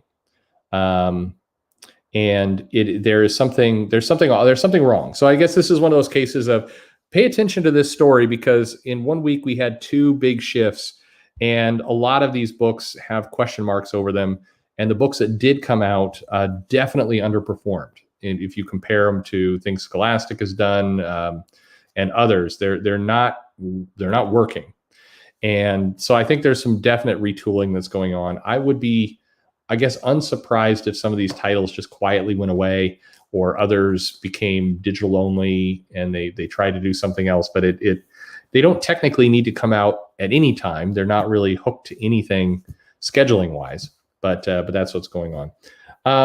Gotham High, Gotham Academy, same thing. No, not at all. So Gotham Academy was a comic that was part of DCU, as I recall, after Convergence. And it was what it said. It was Gotham Academy. It was some new characters, and I think Killer Croc was in that book. Now it's kind of fuzzy. Somebody will know. But this was during the New 52, but it was during the DCU area where they were trying to do it felt like they were trying to do Harry Potter meets Avengers Academy or something along the lines. I just dropped my pen. Anyway, but that was that. Gotham High was this kind of YA book where they reimagined the Selina, Bruce, Joker love triangle, and it was just a completely different thing, and it did not particularly do well. Superman Smashes the Klan has probably been one of their best, and Primer has been from sales. And Primer's one that surprised me because it went over my head. And then when I was doing the lookup of the numbers, it's like, hey, what's this thing doing? It's actually performing pretty damn well. And hopefully we had a back and forth on Twitter. It felt like the creator was at least hinting that hopefully, knock on wood, signs are good for a sequel. And it'd be smart. That book sold. So do more of that. And Superman Smash Clan. But the rest have struggled a lot. There's that Johnny Constantine YA novel. There's Mara. There's been Raven. The Raven and Beast Boy. And then I think Beast Boy Loves Raven. Those did better than some of the others, but none of them are doing great is the problem. Anyway, a look into how these Random House graphic novels are doing now they've launched. Yeah, there is. I've been gathering those numbers, and they're not doing great. None of this stuff's doing great. I think, and what I can't tell here is if there just became too many all at once. Like somebody woke up one day and said, hey, Random Tailmiger's all making all this money and Scholastic's doing great. Quick, let's get 50 books going. And it feels like the market got flooded with a lot of material and none of it's doing. I mean, when you do that kind of all at once, what customers tend to do is go, well, I don't know what all this other stuff is, but let me know when there's a new Telgemeier book out. And they just do that. I think that's what you see with, certainly with Dab Pilkey and his constant onslaught of taking everybody's money. But I'll get some numbers there. Oh, I accidentally moved the screen. It's a world-class production here tonight. Anyway, lots going on here. Hopefully I answered that question about Gotham Academy. Somebody will be able to tell. Gotham Academy, I thought it was one of the better books of the DCU era that's worth picking up if you can find it. It was teen characters. It was good. Arguably, I think you could argue that Gotham Academy was probably better DCYA content than some of the DCYA content they're doing today. Like it's like they had it, but then it seemed to wander. Yeah, I'm trying to. Oops, I wouldn't put Primer in the same category as these books. Yeah, you're right. This is true. Primer is. YA is too much of a catch-all term. Primer is almost more kids. I think it's not. I mean, it's not Dogman level, but it's younger. And Primer is all about superheroes. It's not a coming of age story. It's superhero stuff. Like I said, my daughter loved it, and yes, I'm trying to inflate those graded Primer prices for sure. Oh crap! I didn't mean that. Just reminded me about something. So anyway. I don't know, some good stuff. Are we able to track returns on the YA stuff? Sort of. Some of those numbers are available, but not all of them. So YA is not for you. Well, are you a young adult? So it may not be for you. Yeah, Primer, middle grade, age through 8 through 12. Yes, I think this is absolutely right. And again, if you're DC right now, Primer does well. I think Gotham Academy I think you could also probably slate that age 8 to 12 as well. Go own that market. Like stop chasing YA fiction where you're getting killed and go own the segment. I think you could. Future state, good or bad? I mean, it's up to your opinion. I think it's not. I think it's better than what people were predicting. But keep in mind, people were predicting it was the absolute death of all comics and the most. I think the woke apocalypse is what people kept referring it to, and it's not that. It's kind of just straight up stories. I mean, I was disappointed in the Flash story. I like the Flash as a character, but it felt like I was reading a story I've read a lot before. I was surprised that the John Ridley Batman story was not better. I did expect that to be more entertaining, but I don't think any of the stories were bad, for me at least. I don't think any of them were like, oh my God, I hate this thing. But none of them were like, yes, this is the future of DC. That's how it took it for me. And it is we've gotten 6 issues. So I think we'll know a lot more in a month or so. We'll see. Yara is going to do well for sure. So we'll see how it all goes. Why aren't good comics like East of West or Black Hammer selling? Well, East of West is over now, but I get your point. I know there's a lot of good comics on the indies, that just vanish. And I think they struggle. I think part of the problem, and it's a longer conversation, but it's that a lot of the indies try and replicate what the big two do with their marketing. And I think they miss out on some opportunities to market uniquely to themselves, like get the message out about your book. They try and mimic what DC and Marvel are doing. And, on one hand, I think what DC and Marvel do for marketing is often pretty poor. But also DC and Marvel have the opportunity of being DC and Marvel. So they can just kind of show up, put the DC logo somewhere, and they don't have to work for it as hard as an indie. And I think the indie companies should, have their meeting here at the beginning of the year and say, you know what? We're going to completely ignore what Marvel and DC do in terms of promoting their comics. And we're just going to do completely our own thing. I think if you look at TKO, they tried to do kind of their own approach to marketing. And I think it felt new and it felt original. I think it helped them out a great deal. And if I'm an indie right now, I would say go hard at that. Come to think of it, Superman smashes the Klan, YA or all ages. It's probably more all ages. It's probably closer to that. It's probably closer to that primer audience than quote unquote YA. I would say. Let's see, where are we? All right. You guys are hearing my voice slowly disintegrate in real time. It's awesome. Okay, we did this last time, so I'm curious in the chat. Let's put this up here. I think we did Batman and Spider-Man last time. So who's your dream art team for Superman? What do you think? So if you're just listening to me, you're not seeing the picture on the screen. These aren't hints, by the way. This is just if you put in best Superman artist, this is what gets pulled up. I think Byrne and Gary Frank, Ivan Rice, Alex Ross. Who you let's say you've got all the money, you can do whatever you want. Who are you putting on Superman to be the team either you really, really want, that you've always wanted, or that you think would just sell amazingly well? So throw it out there in the chat. Curious. Oh, Ladron. Oh, excellent. David Finch. Really nice. Yeah, just let me know what you would like to see for Superman. Superman remains one of those characters I still maintain would be really good and it could be very, very easy to do to do as a comic, and consistently people overthink it. It always feels like they're wanting to just really, really overthink that. So as people are coming in, who's the best American comic company currently? I think you make an argument that Viz it may be the best, but that is definitely cheating with your answer. I don't know. I'll give it some thought. I mean, there's pieces that everybody's doing well. You kind of have to separate, doing best financially, doing best for shops, doing best as a fan. I think there's different answers to all those stories here. Ivan Rice, Alex Ross, Doc Shaner. Yes, absolutely. Gary Frank, Alex Ross can't do a monthly. Arguably, neither can Gary Frank, but I'm with you there. Jerry Ordway. All right. Yeah.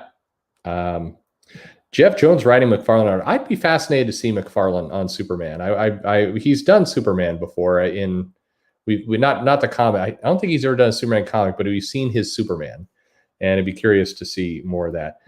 Hickman, Oliver Capil, I think would be great. At this point, I'm mildly scared to put Hickman on Superman. By the way, this came up recently, but I think it's really clear at this point that Hickman, who was, by the rumors were that Hickman was being actively pitched to do Legion of Superheroes and was likely going to do Legion of Superheroes, and it was all kind of coming together. And then Bendis moved to DC, and some different things moved around, and Hickman ultimately went to X-Men. That's what we've got now.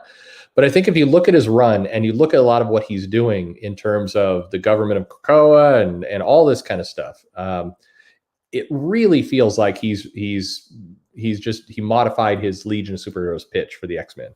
I think about it. Next time you kind of look at his titles and what he's doing, it absolutely feels to me like, the big expansive cast, the focus on kind of government and even some of the one and done storytelling. It really feels like we're getting his Legion of Superheroes run in X-Men. But anyway, yeah, Darwin Cook, absolutely. Lots of good suggestions here for Superman for sure. Oh yeah, Ed McGuinness. Yeah, I think I would love to see a killer creative team get on Superman and just do just do 12 issues. I think that would be absolutely brilliant if they could do something like that. Walter Simonson, yes, absolutely. If American comics are cheaper, available in more places, marketed better. Oh yeah, I mean, especially that second one. If comics were available in more places, you'd see sales go up really quickly. I mean, that is the big problem. Is right now, publishers want to get comics sold, they have to get them into a comic shop. It's just that's a tough obstacle. Put it other places and you would be fine. Brian Ballond on Superman, yes, absolutely. Jason Fabok, yeah. I like I said, I would love to see Simonson, and George Perez also definitely did a great Superman. Yeah, see, the more you think about it, just as you slip into your evening, head into the weekend, think more and more about what they're doing over in X-Men, and just start to think about the Legion members. It totally lines up. How long do I think DC Future State will last this year? No, well, only 2 months. It's over in March, and then we're getting the new March comics and this new status quo, and then in about 2024 we'll get Crisis on Infinite Death Metals, and they'll reboot again. So yeah, $7.99 is a new normal. Fortunately, we're not seeing a ton of $7.99 books in March, but that cannot do it. Why don't we have? Oh, by the way, sorry, I got to go to this. Have Wheezy write Superman and Walt draw him? Hell yes, absolutely. You can put Wheezy on anything and have Walt draw it. Just do that. Why don't you? Perch, why don't we have any sports comics? Manga does. I mean, that's kind of the crazy part, is in all this talk of, we need to have diversity in the types of comics getting made. There really isn't much. You have slice of life type stuff, and then you have superhero stuff. Like, nobody's really doing romance like they did in the 70s. Nobody's doing, I say nobody. There are some sci-fi efforts, and I think you see that those titles, even though they're indies, tend to do pretty well. So I think there's plenty of evidence out there that, like, we need sports comics. We need all kinds of different comics, that the market is ready for it. You do have to solve that earlier problem of getting them into more places. But yeah, absolutely. I think there's a ton of people in this chat right now wanting to hear about Trump getting kicked off Twitter, as I suspect. Anyway, lots of stuff. Yeah, keep in mind, NFL Super Pro is still canon. Absolutely. Yeah. Here we go. Okay, let me flip. We got a bunch of ones here. Now we do two of these. So here's the second one. We'll flip over to Marvel. So who's your dream art team for Captain America?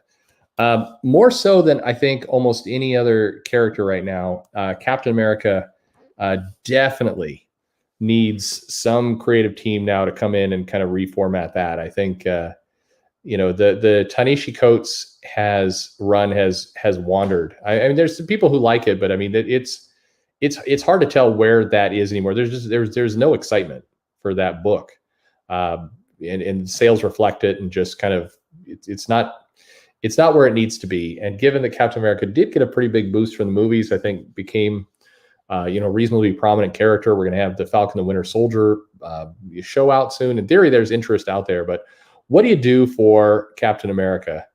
What team do you put on there? Who's on there? And John Byrne definitely did some amazing stuff.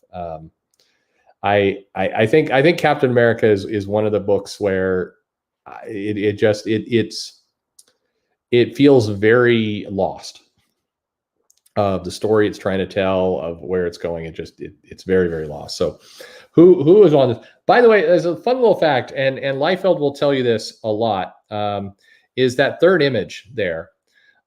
He will point out that actually never appeared in a comic. And he's right and wrong. So he's right in the sense that this was a promo piece of art I think he drew. He doesn't deny that he drew it, but it was a promo piece that he did. But it wasn't actually put on a cover or in a comic. It was just a promo thing he did. So he's correct in that sense. Marvel didn't actually publish it. Now, where you can get into like, aha, the little detail is it has appeared in a comic because this piece of promo art, for whatever reason, got picked up by a lot of stores. I want to say Mile High used it. And so there's advertisements in the comic that use this image, but it actually wasn't used by actual Marvel as a formal piece of art. But yeah, that comic is that image has definitely gotten some comedy over the years. And if you ever want to have fun with somebody who's not terribly into comics, and you're like, hey, check out this Captain America, just show them this image and watch their face. It's some fun stuff. I've definitely done that to my wife in the past.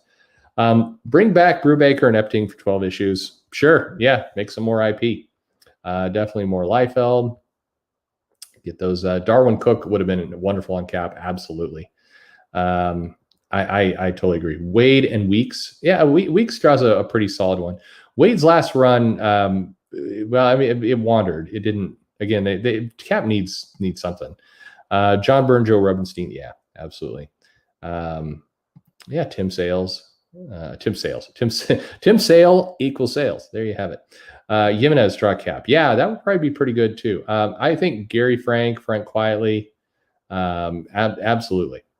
So some pretty good stuff. I think there's. Yeah, a lot of good. Cap is tougher, though, I think, to pick for. Greg Rucka and Michael Lark. Yeah, there we go. We can't bring back the dead, but Michael Turner would have been pretty awesome. Absolutely. Donnie Cates, Ryan Stegman. I mean, yeah. I mean, why not? I mean, get somebody on there. Oh, there we go. Yeah, Apina. Yes. I think that's a very good pick. Ryan Otley. Ryan Otley would be a strange Cap, but I could see that be a very, very dynamic Cap. Mobius, yep, a lot of good stuff. Question: what is the solution to spec buyers buying comics from newsstand? To spec buyers buying comics from newsstand, if we can get them back there, they bought all the Walmart reprints from Stop. I'm not sure to Stop. I think your question got muddled a little bit. I'm not quite sure your question here. I think, okay, so your question is, what's the solution to stop buyers, speculators from buying the comics from the newsstand? So you get the comics back in the newsstand, what's to stop people from running around to the newsstand and just buying them up? Well, I mean, the key is get them to a lot of places. I think at Walmart, you had kind of a couple issues in just Walmart. You have to do a lot more than that. You basically have to put more volume out into the world to where there's just not enough speculators to actually go pick them all up. That's key. I think if you just get more distribution out there, it will help, and that it will help on more ways than one. But it will prevent the speculators from doing too much there. Cliff Robinson art, yes, absolutely, yeah, lots of. I think Chip Zdarsky would do a solid one. Roger Stern, yeah.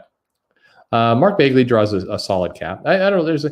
There's a lot of good stuff. I just we need to put very, very solid creative team on Cap, and just like, it's almost like you want to do that Batman Hush run, but with Cap. You need to do a nice 12-issue run where it's like, we're going to take you through Cap's Rogues Gallery, and we're just going to do a nice focus story. We've got a marquee artist on here, going to remind people what Cap's all about, and hopefully you get somebody better to write it than Jeff Loeb, and so there's no kind of blob cannibalism that's going on during the story, and that would be great. Chuck Dixon on Cliff Chang, yes. Chuck Dixon, Cliff Chang, yes. For sure. If we release beat for beat movie and show adaptations of comics, could sales see some increase? Yeah, for sure. I do think so. I think that one of the things that if you're Marvel or DC, you should take a look at the manga anime process, and you should say, hey, here's One Piece, 1,000 chapters. They put it to a successful anime. You see, I mean, it's doing great for Funimation. So's My Hero Academia. I mean, this definitely helps. So why can't we get our animation studio or an animation studio to take some of these comics and do a complete adaptation? And it would not work for a lot of modern comics. If you could imagine, 30-minute cartoons of, people wandering around Krakoa having dinner parties, that wouldn't work as well. But if you did go back further and do some adaptations of some of those books, I think it would be, you underpay the animators and you get those things out cheap. I think it would definitely be a good idea, and it's free money. Do it. Anyway, lots of good stuff. Anyway, thanks for your thoughts on Cap. Hey, here's some comics that came out this week in the past.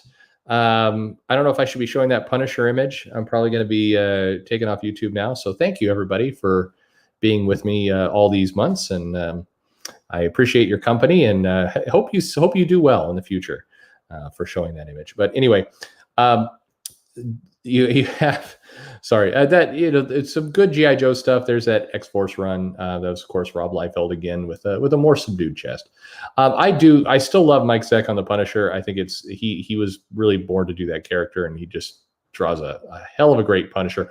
Although, yes, that neck the neck is pretty weird. Unfortunately, what's happening is that he's got like a belt or a wire or something that's stretching from the shoulder behind his head around, but it's giving the effect like his neck is like super crazy long. So that is it's pretty funny. It's a solid piece of artwork, but that is unfortunate there. While we're putting that up, what's your thoughts on the animated DC universe? I think I should probably review it more. I like that they're doing it, but I think somebody mentioned it actually elsewhere in the chat. They're doing something with the animation where it's just it doesn't look quite right. It's not close enough to the comic, but I don't love the style. I like the Batman animated cartoon, and those days, fond memories, a lot of that kind of stuff. I think the earlier Teen Titans one that my kids watch, they enjoy that, and it's very stylish. But a lot of the movies, it's like I just don't love the art style. I want to like it more than I do. I definitely like what they're doing. I just wish I loved the art more, if that makes any sense. Some good stuff. I did not get the Punisher stuff. It's forbidden to show anyway. I mean, I don't know. I mean, like I said in the video, there's people now openly talking about how we need to sue it and take it out of commission and print and everything else. I hate to see it. I always like to think that people are smart enough to say, hey, I can read a comic about a character that's dressing up in this outfit and shooting mobsters, and then one day turning into Frankenstein when Rick Remender wrote him, and this is not going to inspire me to go invade the Capitol. I think that's fair. Is the Punisher breaking into the Capitol? No, but you kind of wonder. I mean, maybe that kind of, it's either like having some kind of backroom mobster. They're selling guns there. I don't know if the picture is really small, but if you look at it, he's looking in the window, and some guy's got a briefcase full of grenades and guns, and it's selling. And this may be what goes on in the Congress. I don't know. Could be. I mean, who knows?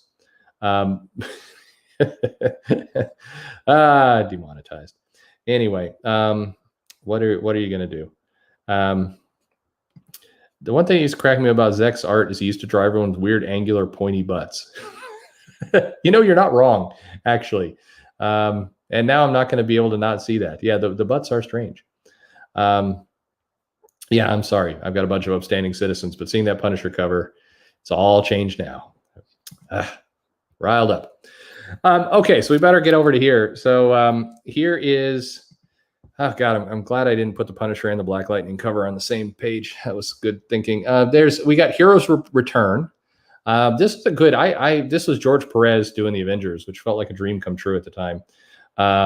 It is, and then this is the first issue, Black Lightning at 30 cents. The origin issue of Black Lightning, and this was, he's tired of the pushers who are wrecking this city long enough. Now it's his turn to wreck them. And it's their boldest new superhero. So this is part of DC Now, I think, back in the 70s. That's what. No, I'm joking. I'm joking. I somebody sent I like it when people leave comments and they go full crazy, which is rarely, but just really, really. And it's like never before in the history of comics have we seen, minority characters get #1 issues. It's like, here's one from the 70s, but whatever. It's there. It's there. There's Dark Knight 2. Dark Knight Strikes Again. Kurt Busiek's Avengers. Yeah, it's definitely, this was a solid run, and you got to see George Perez just draw all the Avengers, and that was pretty awesome. So, what manga artist would you like to see do a superhero comic if the companies weren't so bad at writing? I mean, I at this point, I think you get the creator of My Hero Academia and just say, here you go, here's the Avengers. just do it. Why not? No, I'll think about that question more. That's a very good question. So I want to give you a serious answer. With Bendis, his Legion is mostly hated by the old fans, failing to find a new audience. Wouldn't it be a perfect property for a DC Kids graphic novel? Well, I mean, it'd be a perfect property for something that's not the ongoing title, probably. But the problem is I'm not sure who Bendis's Legion is really for. I mean, it has some fans. There's definitely some people who like it, but it doesn't really seem to be landing with anyone. So the question becomes like, who are you aiming this comic at? And I say that from time to time, and people often take offense, but I think it's an important thing to know as a creator or as a company. Like when you're putting this comic out, like where are you going with it? Like what are you trying to do with it? I always wish that answer was a little bit easier to roll off the tongue. I think that would be smart. Do I think comic companies should be more like Image? Well, yes and no. I think the creator rights good, the variety for sure. I think Image is doing a better job of getting more variety of comics out, but a lot of people lose money doing stuff through Image, and so that's one of the dark sides. I need to probably do a video talking about that side of Image. I think there's a lot of people who have very disgruntled feelings about Image because they go there, they don't get a lot of promotion, and it winds up costing them money, and that gets to be a problem. Isn't that the issue of Superman, where Superman Wonder Woman banks hard literally shook the world? I don't know if it's this issue, but it's one of these where they caused earthquakes with their action, big deep action. Anyway, how come nobody talks about the Thunderbolts? I don't know. I can. Thunderbolts was a solid comic back in the day. I don't know about this current one. I mean, I don't know. Oh no. Okay, I'm not even going to read that, but there you go. Dark Knight 2 sucked. It wasn't good. I do remember. Yeah, see, this guy's saying it too. They flew across the city, destroying the planet. That was a lot of stuff. Image definitely has weird payment schedules, for sure. Why are artists being moved around so much? I don't know. This is a strategy. And I don't get it, because I think that there's just so much proof. And if there's one kind of takeaway from all these number comics, maybe I actually should do a better job of this. Almost every single time when you have a consistent writer and artist, you have an artist who just stays with the book, it does better. Like the sales do not decline as fast. Sometimes they rise. It always, the numbers show that consistent creative teams do better in sales. They build up more of a following, and then you have more that you could do. There's a certain amount of what feels like Moneyball that goes on with the comics, where there's a budget the editor's working with, so they'll bring in a more popular artist for a couple issues and try and spike the interest, and then they'll go for a cheaper artist in order to make the money work. But I think long-term sales reliability, keeping artists on books, there's just endless proof that is smart business, for sure.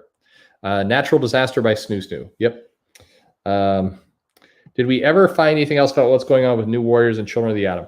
I don't know why Children of the Atom has been delayed, unless they're retooling that book a little bit to hook into the campaign of X or whatever. I think maybe there was a belief that launching Children of the Atom right in the midst of Ten of Swords was a bad idea. I mean, who knows? But it's definitely had some delay. There's an answer out there. I don't have it. New Warriors, I still maintain, is coming out at some point. They'll find a way, and that book will come out. They put a lot of money into that book already. They typically don't like to just throw that off. Didn't they announce that Kingpin has formed his own Thunderbolts? Yes, as part of King in Black. That book is coming out, I think, either this week or next week, and it's the defense of New York through the Thunderbolts. It's a limited series. It's going to be very short. Tell us more about your comic, Perch. I will. I don't know why anybody is interested, to be honest. Why would Otomo work for anybody? Yeah, good point. He wouldn't. Could ads and newsprint paper make comics much cheaper? Ads would. And I think this is a case where, you know, the fans might not like to see ads come in, and you'd have to build an advertising department, and you would have to get your circulation numbers up. But if you use this as a way to also get back into the newsstand and used advertisement as one of the ways you could help do that, I think you put all those things together. Newsprint is one of those cases, and I probably should drop a note to Peter Simeti and have the debate with him. Because I did a while ago, somewhere, I think there's a playlist that talks about appearances on other shows. We talked about this. We have slightly differing opinions, and to be fair, he knows he's printing on newsprint, so he's worked out his business model there. But in general, I don't think going to newsprint paper would have as big an impact as you'd think for the big two. And there's a bunch of reasons for that. They're already locked into a business model and a process. If they suddenly move to newsprint, it wouldn't take much off the comic. And I think Marvel and DC would want to just swallow that profit. They wouldn't want to use it to then make the price cheaper. But it's a complex question. So it's one that definitely deserves more time, and I want to get some people on who could give me some better answers. Alterna, as he points out, are printed on newsprint for about $1.99 an issue, but they also they set the price there. And it's much easier to say, hey, here's my comic, here's what I'm doing. He keeps his operation a lot leaner in terms of overhead and everything else, and he's used to a certain margin, and so this is what he's done. If Marvel suddenly did this, it's not as simple as just going to paper, if that makes any sense. Yeah, I'm glad you're reading Hawkman. Yeah, Hawkman's great. It's a very good. I guess we don't care about your comments. You're very sweet. Thank you, Michael. That's very nice of you. I appreciate that. I just love talking with you all, especially on a day like today. Good God. All right. So we talked about ads. We're talking about other things. It's very nice. I do appreciate all the kind words. It's very, very, very kind of you. Let's get this along. Here's some more comics out this week. Hey, here's that new X-Men run that is Joe's favorite. And of course, Civil War 6. Who could forget this? This is, I think, was this the issue? I think it was actually issue 5 where Daredevil calls Iron Man Judas. I think that was number 5. That's there. Infinite Crisis. You know, good stuff. Superman fighting each other. Why did comics move away from newspaper print? I mean, the simple answer, or the answer people often give, is that when they went to the direct market, there was a belief that, you know, by going to higher quality paper, you get a higher quality product and you could charge a premium price for it. That's kind of the reason that was given. And then there was at least some thought that the newsstand would get cheaper paper and the direct market would get the better paper, but that didn't last long. And so there's this kind of idea of like, hey, we should improve our quality. And so this gets to they did improve their quality, but they used it as an opportunity to over time jack up the price. Now, what's interesting is the price increase when they updated the paper was not as significant as what we've seen in the last 20 years. So I always kind of, I squint a little bit when people say, well, we moved to the nicer paper and that's what caused the prices to go up. I'm not sure that's completely true, because the price hikes don't match with the paper improvement, if that makes any sense. Anyway, let's see. Comics more exciting. Infinite Crisis. Collectors don't want yellow pages. Yeah, I mean, it's a complex discussion for sure. Do you think people exaggerate 90s comics? They had lots of bad comics, but sure, the good ones, some of the best. Yeah, I mean, there's like any decade. I think you could go to nearly any decade. Not nearly. You could go to any decade and find some real amazing comics during that 10-year run. You may not always find them in the same places. I think if you're a fan of Marvel in the 80s, you're probably much less of a fan of Marvel today, just in terms of what's being put out. But there's always good stuff out there.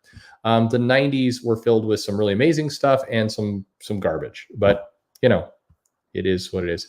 Is that a parody cover on the left? No, that's not at all. You may be watching in delay though, so I'm not sure exactly which time, but that's really Wolverine in his butt, for sure.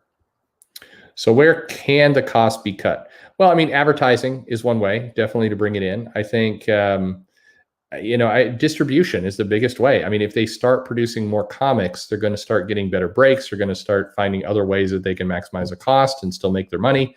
And the best way the cost can be cut is, distribute more places, get the volumes up.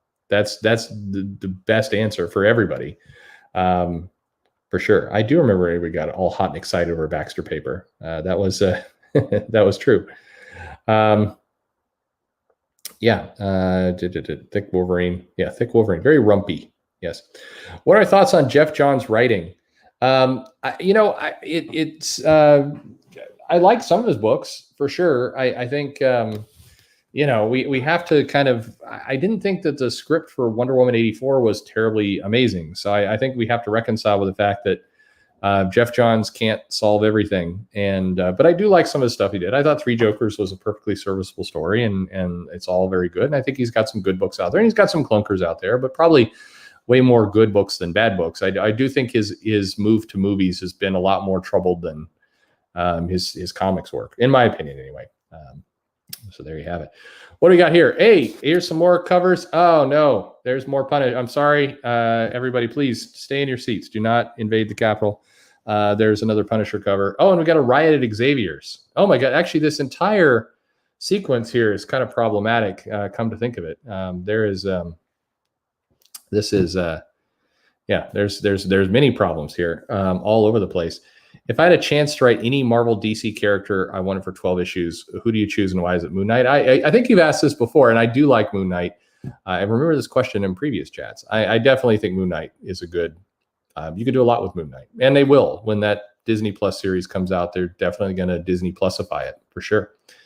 Anyway, yeah, man, Punisher did a lot. And this was a die cut cover, as I recall, when it came out. I think that piece there over the bullets, you could move the cover, and then there was just a big skull there that then you could cut out with scissors and then post on your shirt and then get yourself sued. That's what you could do.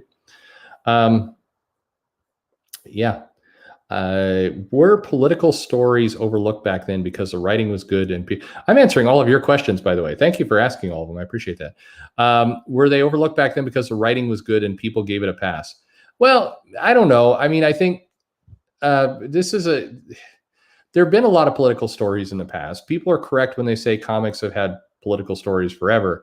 I think the difference is they tended to be a little bit more evergreen in the sense of they were less like what's the political thing people are shouting about on Twitter and more just what's a political topic, because of course there wasn't Twitter back then. And so I think that there was a little bit more of an effort to make the politics in the comics a little bit more generic, and that probably helped a lot with the longevity of the story. But there was some really clunky stuff. I mean, if you go back in time and you look at comics in the 70s and 80s, you will find a ton of stuff that does not age well politically, for sure. But it's more clunky than hooking off of current drama. And I think that's maybe the real problem. Maybe the better way to say a lot of the complaints are like comics are too political now. It's like maybe comics are just a little bit too obsessed with things people are saying on Twitter, and that discourse of politics as opposed to actual politics. That's my opinion anyway. I think that there's just less thought into the politics today. It's much less thought through, and it feels a lot more shallow, and it feels a lot more like, somebody made some angry tweet and let's make a comic about it. And as opposed to, hey, let's examine this bigger thing. But I don't know. At the same time, you can go back and look at some of those stories back in the 70s and 80s, and there's some terrible ones for sure. What's the origin comic about? That's Wolverine. That was the origin of Wolverine. And it was not good, I think. If you could, if you can, to be more awkward this time, Punisher dressed as Captain America. There's that cover where Punisher did dress up in a Captain America Punisher outfit, which, that wouldn't work. Anyway, everything's taken more seriously. Sorry for asking all the questions. No, don't be sorry. Thank you for asking them. That is what we're doing here. That's why I like it. Do I think Twitter is ruining a comic? I think social media is ruining comics in a way. I think that it's on a bunch of different fronts. I think it's leading to, it's a lot of distraction for everybody. I think that it causes people to make bad decisions in terms of their careers and in terms of the work they're doing, the people they're following, and what they choose to get hung up about. I think that social media in general is designed to make people fight each other for attention and likes and dopamine hits and all the rest. And I think that all of that is super unhealthy. And so I think the quality of the work goes down because so many people are feeding their lives with this crap.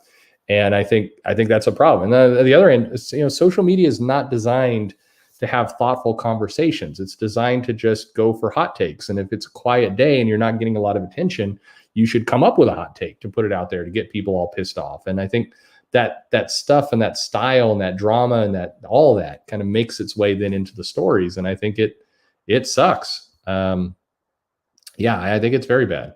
Yeah, as he points out, there was a comic where Doom cried at 9/11. So I mean, there's absolutely dumb stuff there. I'm in the camp folks who feels having a definitive. Yeah, I agree. So the origin story, I think, was a mistake. I think they took money off the table long term, but definitely the origin sales. I mean, all those comics were over 100,000 copies sold, and it did very well sales wise, but it wasn't good. Was the origin comic somehow connected to Marvel? No, although they could have had Aunt May sleep with him. They probably should have. I mean, she was running around. What are my thoughts on the Justice Society? I love the Justice Society, and I'm really hoping that in 2 weeks' time we're getting an announcement of the Robert Venditti Justice Society book. I feel like I'm if I'm a predictor, I feel like I'm 90% in the camp that we're going to be calling that in 2 weeks. So I'm definitely hoping we get a really nice Venditti Justice Society book with feels like it's going to be Brian Hitch on the art. So I'm hoping that would be really wonderful. I just don't want publishers telling me what I should like and then chastising me. I mean, in fairness, I don't want anybody telling me what I would dislike. I'm that person who dislikes being told what to do by anyone. And so I think if you're in the business of making a comic or just making videos or whatever you're doing, like just say your opinion, let people have their own opinion, and call it a day. That's how it should be, I think. Anyway, we're getting some other questions here. Yes, I miss seeing those in comics too, Rance too, for sure.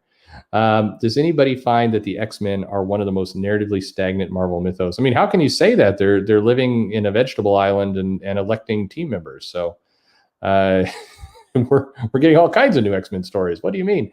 No, there definitely is. When a comic has lasted a while, you do start to. I think there's a point where you have to go like, look, are we out of stories here? Is there something new to do? And maybe rather than go in a bold, new, surprising direction, maybe instead you put a flag in it and you say, let's call it a day for this book and retire it. Or let's go ahead and make it a nostalgia comic, or we're just going to kind of tell the same stories over and over. We're not going to pretend it's more than that. And let's put some creative effort into building up some new properties. It probably is a good idea. I think let's subvert expectations by doing something completely different and then fight over the fans that want the nostalgia that they remember is a losing strategy. I just think nobody wins in that scenario. So anyway, I had to drink some more whiskey here. What do we have? X-Men's been redundant to years. A bad story gives you the answers. A good story makes you ask questions. Well said. Yeah. And not just political. I mean, anything. I think this is one of the flaws with a lot of frankly, the YA books and the coming of age stories is rather than take you on the experience. And I'll say something that I almost guarantee most of the chat will disagree with. One of the reasons why Scott Pilgrim, I think, worked as a book is that it laid out a story. It got you to ask some questions. It got you to kind of, fill in the blanks a little bit. It didn't tell you every step of the way what it was doing. And I think it was a successful formula at the time for what it was. And I think a lot of people copied it, but then they just laid out the answers and laid out what you're supposed to feel about the characters rather than letting you discover it yourself. So it's one of those cases where I think Scott Pilgrim as an origins point actually did a really good job with what it was trying to do. And I think a lot of the clones cloned it very, very poorly, if that makes any sense. But anyway, am I shadow banned? I don't know. I don't think so. Am I missing your comments? I may be, but you shouldn't be. I don't know. YouTube does very weird things, by the way. I can't express this enough. If you've been if you watched a video and you put a comment and you don't see your comment there, like, I don't know what the hell is going on. Like, stuff just disappears. I'm not the one. The only stuff I'm deleting is the "Are you lonely?" Porn bot stuff. That's all that's going on. I don't know. It drives me crazy. But they block the weirdest stuff that makes no sense.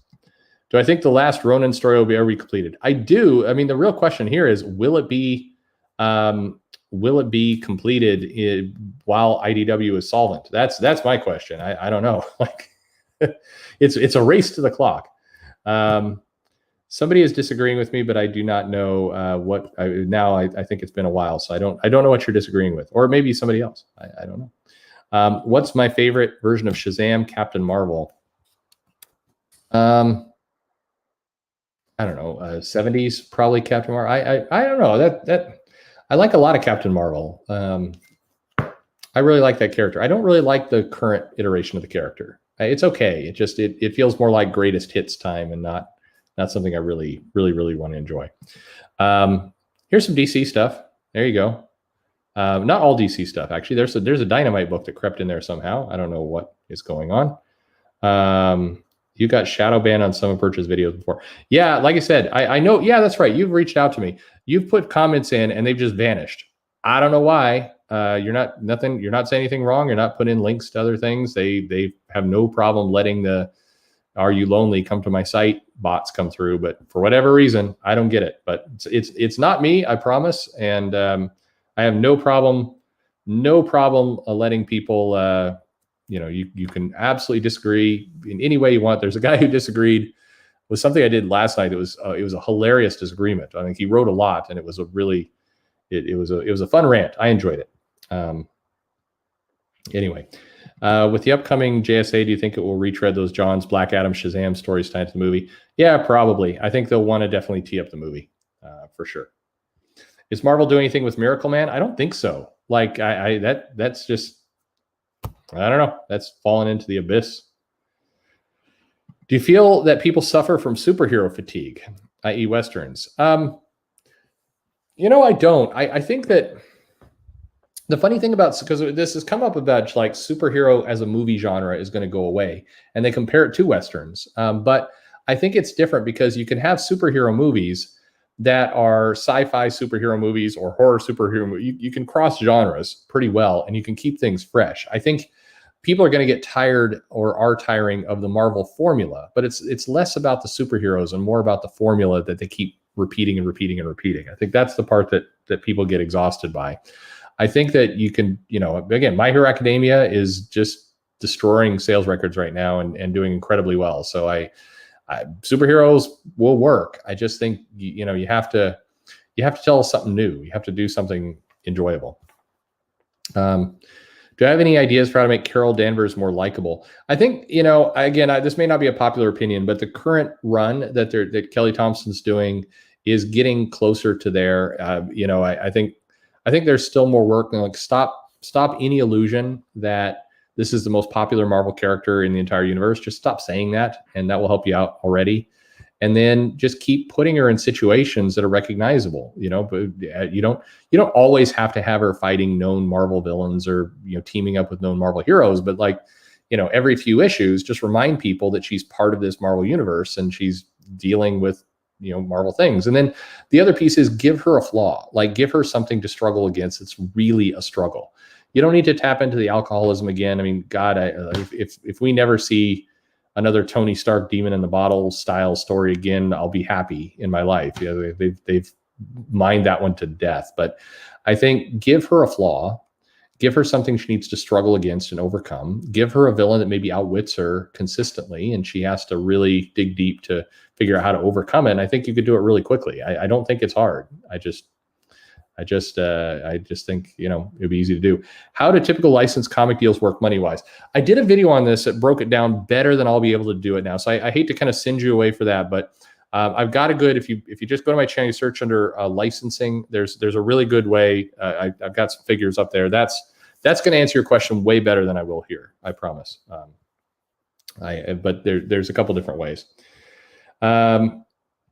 Is that an EVS GL book? No, I don't think so. Maybe. No. This was, I can't read the name. It's blurry. This was Final Crisis, one of the crises.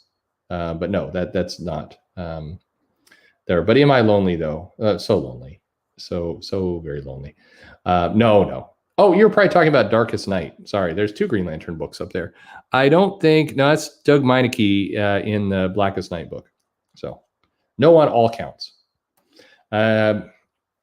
What do we have? What's my favorite non-DC Marvel superhero? God, I'm going to give a terrible answer here. I liked Invincible a lot, I will say. I did think that was a good superhero book, and I liked that character. God, I should be saying Madman. I liked Zot. God, there's been so many. There's been tons. If they get Chris Claremont to write Carol again, do I think it would sell? Maybe. It would depend on what's funny is I think it would depend more on the artist. Here's this crazy thing that's happened over the last 15 years is the publishers, I think, have come to the conclusion they keep telling us that, the writer is the real superstar. It's the writer. And you'll notice they market the writer first. And I think the market is like quietly rebels against that. The market, it still responds to art. And I think, look, you put a Captain Marvel book out and you put a no-name writer on it, and you put, you get Jim Lee to do it. You put Oliver Capil on it you put some major artist on it, and I think it will do just fine. It's funny. It's weird in my mind that the comic publishers have so deprioritized the artist as being as key to the book. But I feel like people I feel there's tons of sales that, consistently prove that, people respond to art. You still need a good story. You can't just have garbage in there, but, you can't do David Finch and then have Jeff Loeb writing, what he did for Ultimatum. You can't, that won't work either. But Ultimates 3, Joe Mad did some art, and that had some Quicksilver, Scarlet Witch, siblingly love, and that it sold well, even though that story was complete and absolute garbage. It still sold well. I don't know. Do I have a fantastic retcon and or horrible retcon that sticks in your head? At this point in the night, I'll be honest, I'm exhausted. So what's a terrible retcon? One More Day, Spider-Man is a pretty terrible retcon. Absolutely. Fantastic. There's definitely, you can do it right. I think there's some good stuff. So I thought the Moira reveal was clever. I thought that was a bit of a retcon, and I think that was some clever stuff, and I'll go with that. There's much better for sure. I'm missing now a bunch of questions. Does Disney own all the X-Men? Yes, they do now. The market responds to writers who have a track record. Cates, Chip, Hickman. Yeah, they do. I'm not saying writers are irrelevant, but I think you move the needle faster with artists than with writers. That's what I think. Are there any Carol Danvers fans in the chat? Yeah, I think there's some. There should be. Yeah. Do I think too many people equate sales with quality? Yeah, I do. At the end of the day, I'm saying this to somebody who's putting up those sales numbers. I'm trying to do that to show you kind of the reasons behind things, but I probably should put in a disclaimer. Of course, some of my favorite comics didn't sell above 5,000 copies. And so it doesn't matter. If you enjoy the comic, that's really all that matters. And so the sales are an interesting indicator. It's a way to tell kind of what was going on at the time, how the publisher was doing things, some of the decisions they were making. But at the end of the day, you liking the comic is about you and what you're getting out of that comic, I think, for sure. The comic where Gwen Stacy got pregnant with Norman Osborn. Yeah, that was bad. That was very, very, very bad.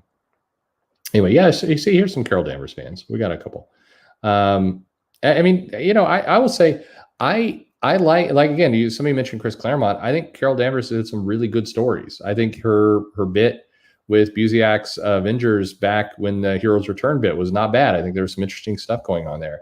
I think my only irritation with Carol is when they started to skip all of the character, and they just went for a very shallow, like, here is this awesome character, and she is awesome and powerful, and everybody is friends with her. And she's lovely. Isn't she delightful? She is very delightful. And she's got a cat. It's very cute. It's also a monster, but it's cute and snuggly because everybody loves cats, and she is amazing. Isn't she amazing? Look, she's so amazing that she is amazing.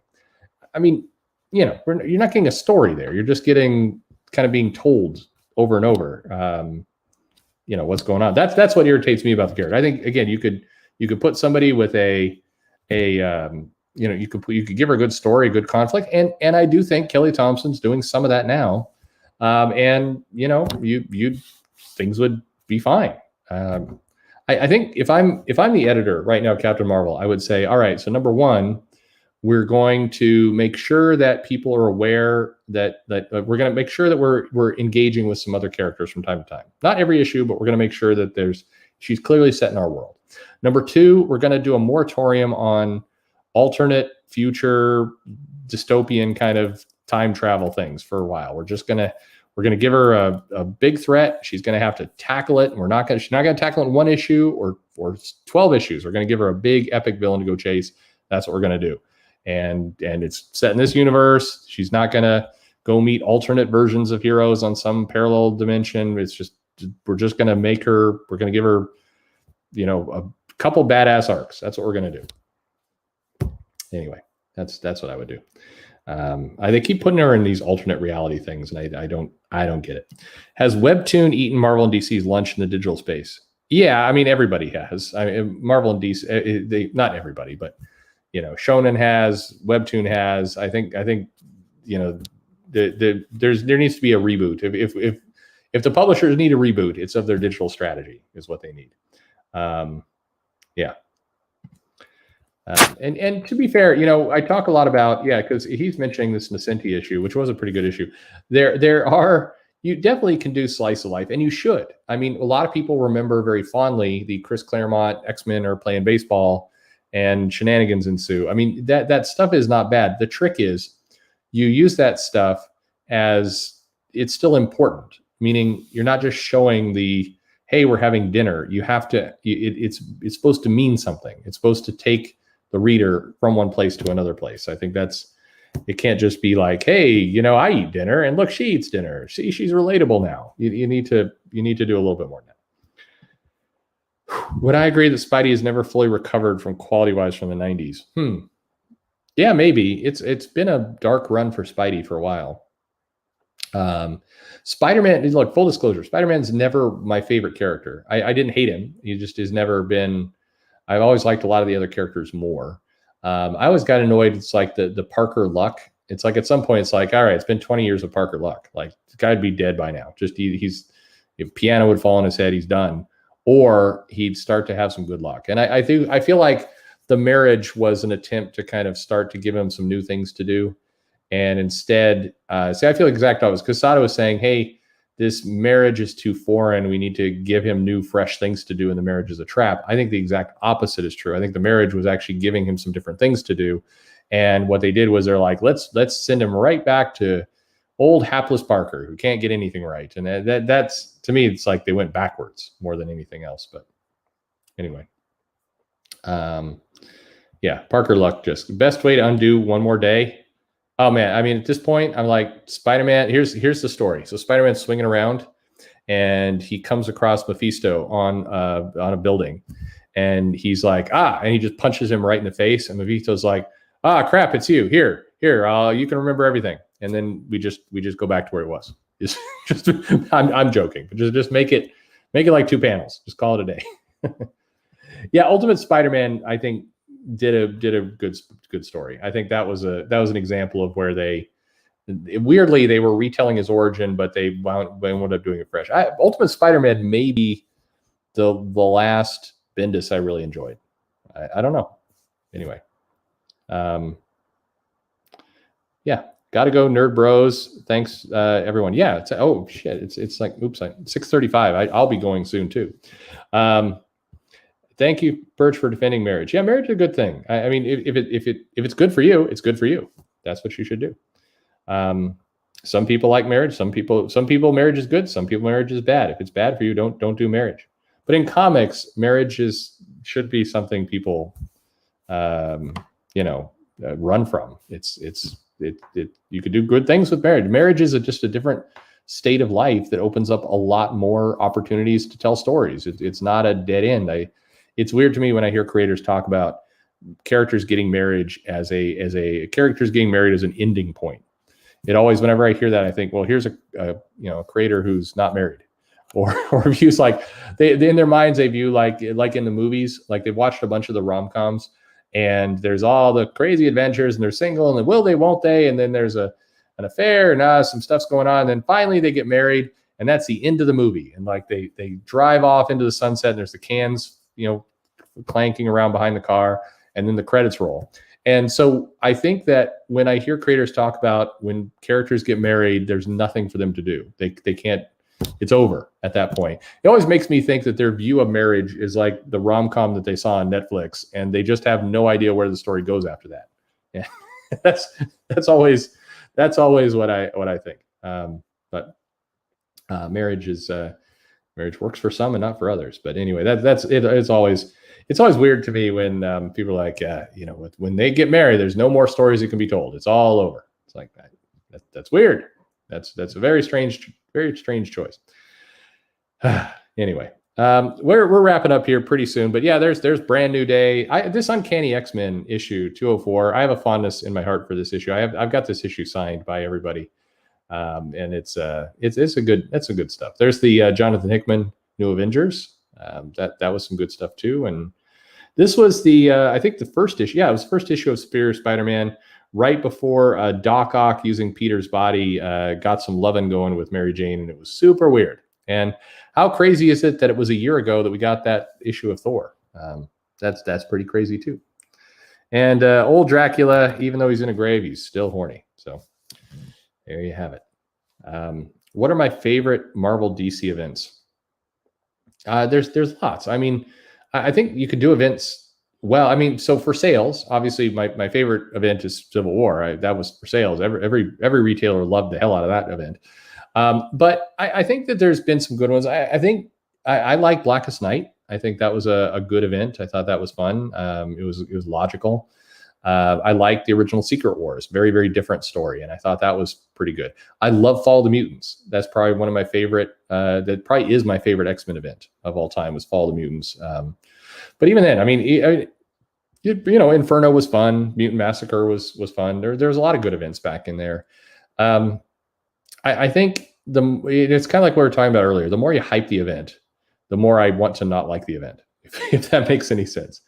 Could you have another experiment with my daughter where you have to choose between non-DC Marvel and smaller companies? Yeah, I want to do more things with my daughter. She got bothered by some comments I got. So, but we'll definitely get her back on again for sure. She loves doing this stuff and she's fascinated, but she's also funny because she's like, so how's your channel doing? And I'm like, oh no, it's doing great, getting lots of subs. She's like, oh, you've got 1 million subscribers? I'm like, well, no. She's like, well, why not? Like Uncle Roger just got 3 million subscribers. When are you going to get 3 million subscribers? And it's like, well, yeah. Anyway, is that the 1 million selling Star Wars? Yes, I believe it is. I think that's number 1 of New Hope. Yes, that is what's going on. So anyway, yeah, my daughter wants to get to 3 million subs. So let's all get on that. That sounds like a good plan. What is the modern Teen Titans missing that the 80s Titans had? George Perez, and also a sense of it. I think it's interesting. I had this argument with a writer who desperately needs to honor his promise to come on the show. But that the Claremont or that type of storytelling that you had with Uncanny X-Men, you had with Teen Titans, is old fashioned, and people would never go for it today. They don't have the patience. They got their phones, and they got their switches, and they got their streaming services, and they wouldn't put up with long storylines and subplots playing out over 3 years.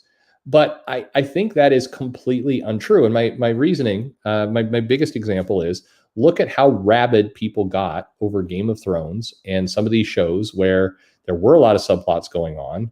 It did drag out. You had 1.5 years sometimes between seasons, and people were super excited about it. They were doing all kinds of ideas about where it would go, fan fiction, analysis, all the rest.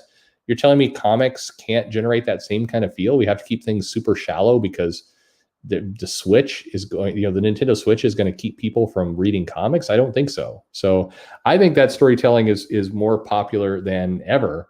And it is, it definitely, I think you can absolutely do that. And that's what we need to get back to there. Long game storytelling.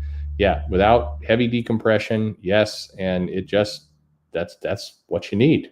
I think it's fine. I think people can do it. Will I join Literature Devil's morning streams? I'd love to. I've never talked to the guy, but yeah, that guy's very good. I think it is fine. The audience will be extremely patient if they feel rewarded for it. See, that's my point. I think they will. I think if they feel like there's a journey, they'll be along for the journey. Mike says he agrees people don't have the patience. And again, you may be right. I just think I think if you send them along, you can do it. Isn't Hickman's X-Men also long game storytelling? I can't tell. I can't tell if there's an actual game or see, the problem with Hickman's thing is for me at least, it feels like he set up some plots. You're not moving those plots along issue to issue. You kind of pick them up every now and then and remind people that they still exist. They're like the X-Men went into the vault. They haven't talked about that at all in a year now, at least, right? It's been like a year. And they're finally going to do a story getting back to it. But you think like you can't spare a panel somewhere where Professor X like, hey, where'd those three people go? We should probably figure that thing out. Where are they? I mean, that's to me the problem. That makes it less long game storytelling and more just like, I don't know, we're just going to fill time. And then eventually we'll get to those things and do some payoffs. But did they ever explain how they brought back the Ultimate Universe after it was destroyed? I think so. I'll be honest, I don't know. I don't know.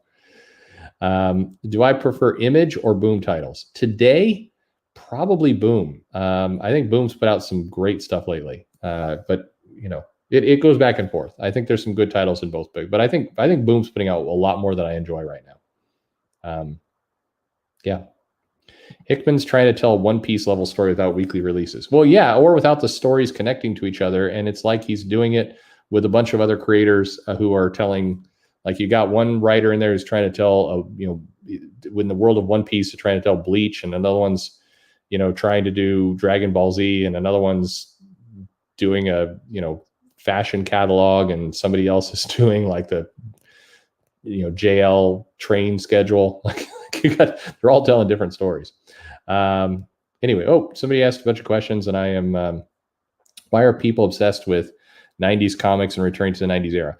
Easy answer to that. A lot of the people who are making these comments, that's when they got into comics. They got in during that boom of the 90s. And so that's what they remember as their entry into comics, and they want to go back there. Kind of like all of us. We have nostalgia for what, got us to the table. And so we want to go back to that point. That's a lot of what's happening. And you'd hear less of this if comics was doing a better job of bringing in, a lot more new people. But it's not bringing in enough new people. So the voices of the people saying, hey, I want comics back like when, I got into it, they're overpowering a lot of the other voices because we haven't brought in a new audience. So, that's what's going on. How well do Franco-Belgian comics sell in the US? I'm not is the short answer, but they're not known. I mean, they're not being really distributed or marketed well at all. Did I like the Legion TV show? Yes, I did think. Well, it's first season great, second season okay, third season I was not fond of, but it was all okay. Will I get a video on the rise and fall of the X-Men movies? Yeah, I will. The guy who did Superman 1 or 2, we're going to do a bunch of the superhero movies. We're going to go through them all.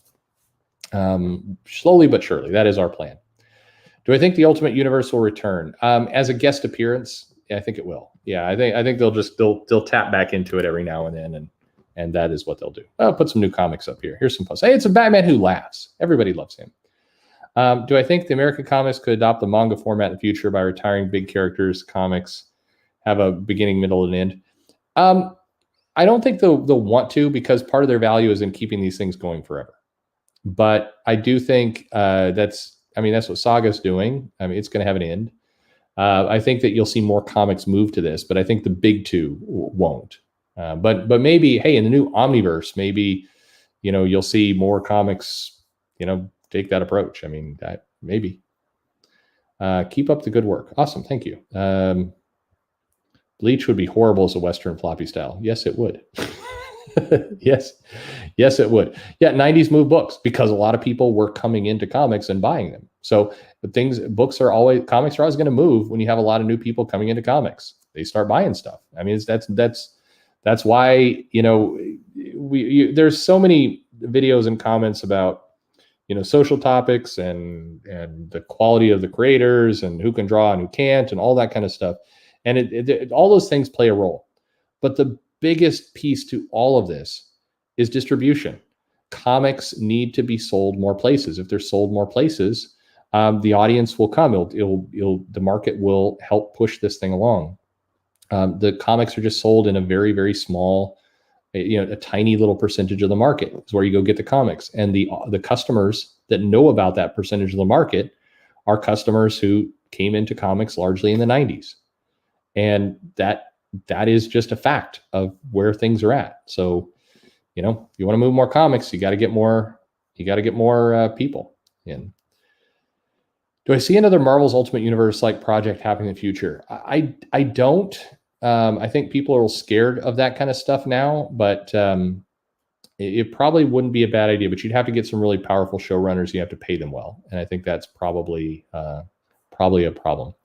Oh, have I read Alan Moore's top 10 comic? Absolutely, and I like it. I've got it. I'm like peering around right here. I see it right there on the shelf. I've got it, and I've got its sequel. I like that comic. Yeah, I think that's a great comic. I always forget. That every time. But I do definitely like it. What whiskey does Perch like? Japanese whiskey, I would say.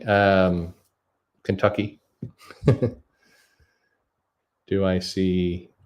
Okay, what was it? Would you and Joe Corallo do an in-depth retrospective analysis of Planetary? Oh, that's a good idea. Yeah, we should. I don't know. I'll have to ask Joe, but that would be a great one to do. I would enjoy that. That would be a lot of fun. What else do we have here? Oh, see, I appreciate everybody's. This is why I want to do this every now and then, where I do it just on my own. It's a lot of talking, and I'm not drinking nearly enough. The glass the ice is starting to melt into the whiskey, which is bad form.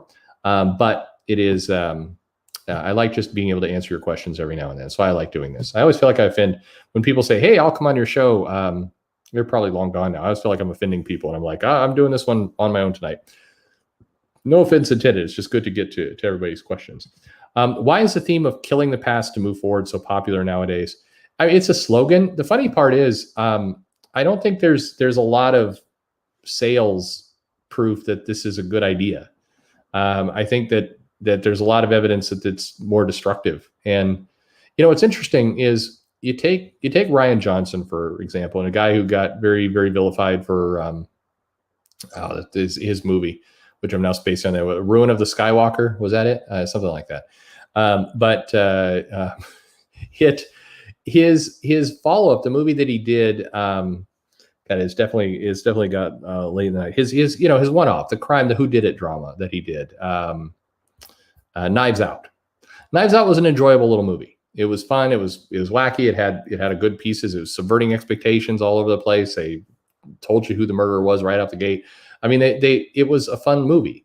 And so you can look at that and go, okay, so he's doing a lot of his same stylistic kind of trope things in Knives Out, and it works.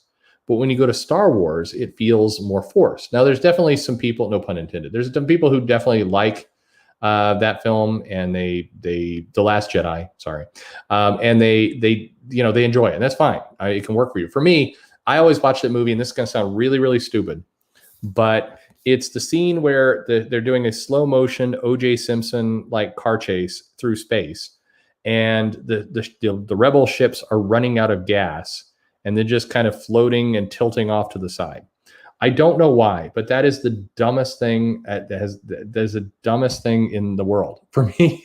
I hate that. I can't stand this stupid ship.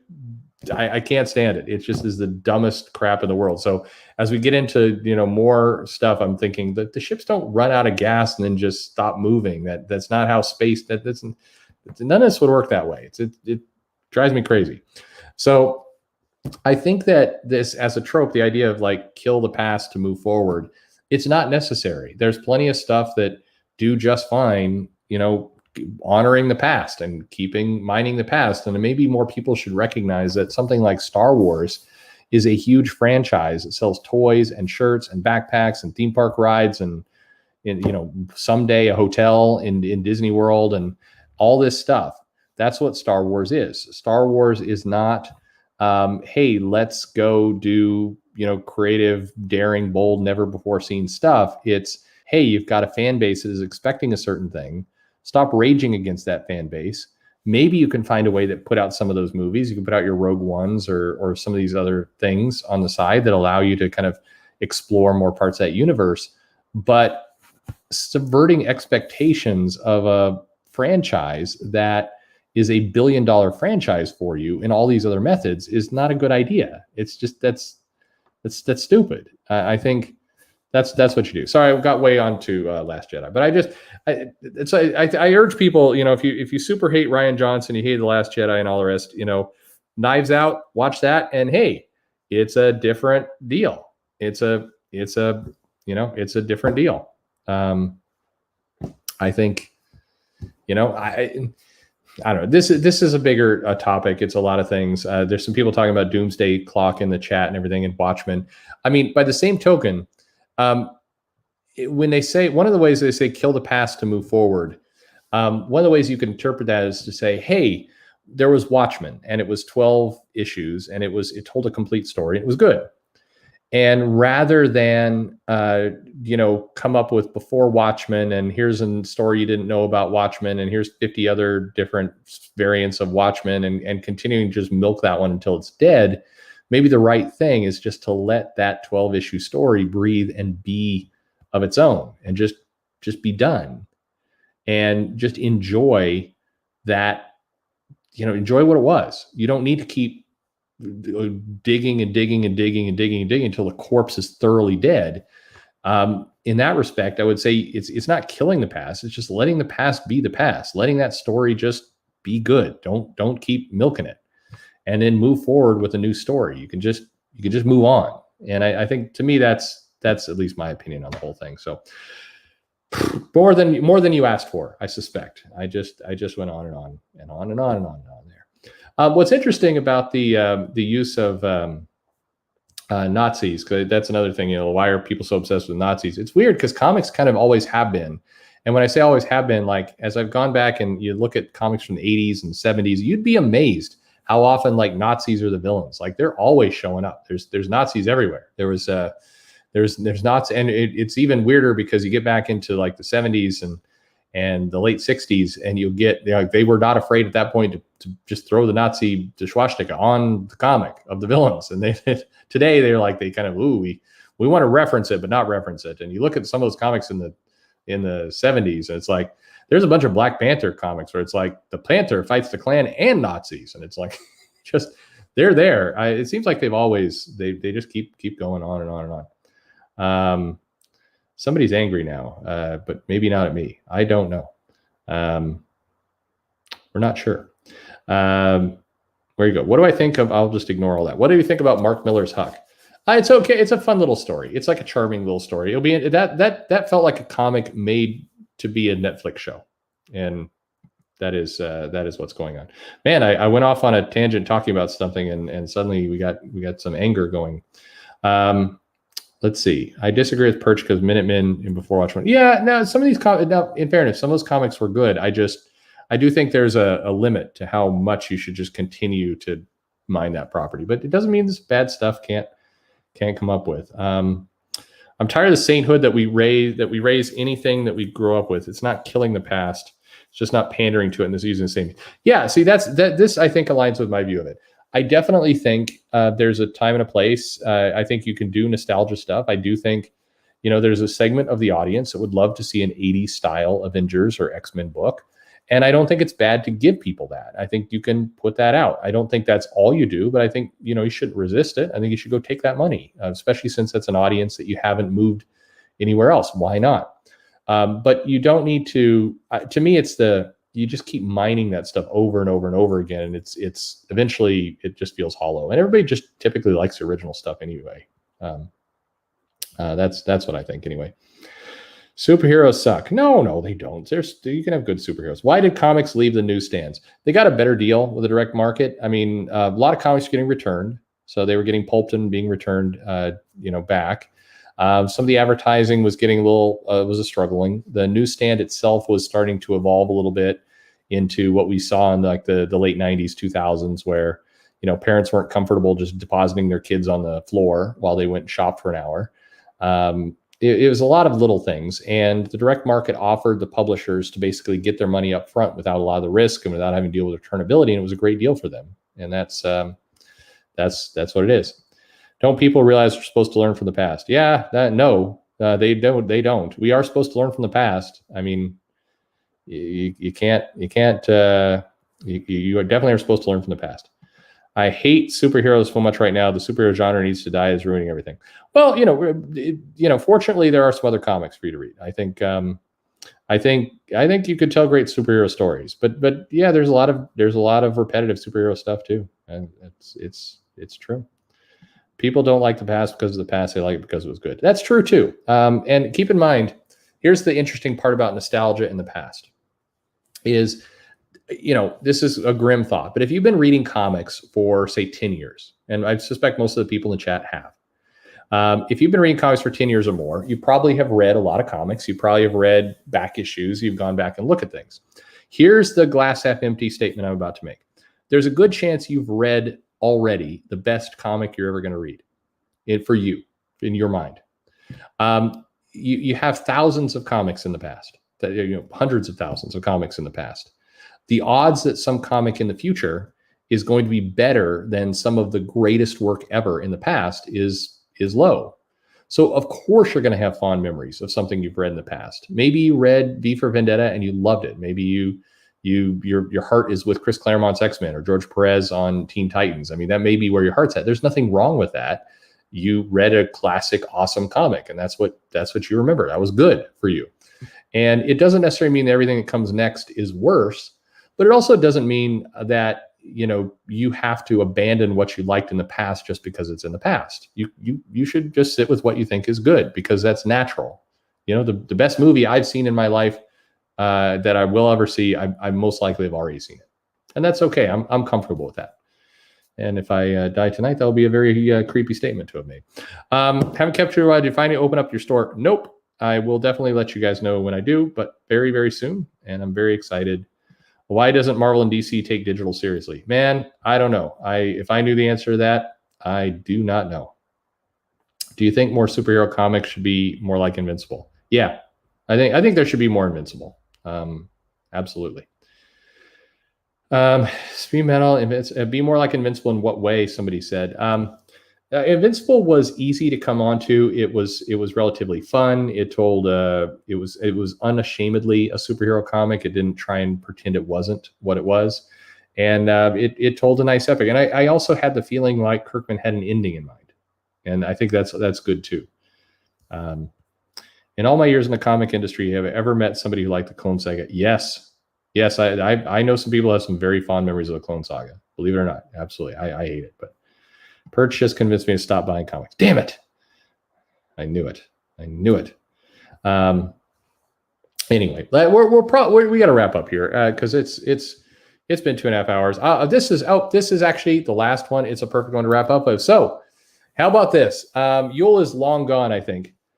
Yes, Robert Kirkman did Invincible a long time ago, but my point is, I think he always had in mind an ending, and I think that's a good thing.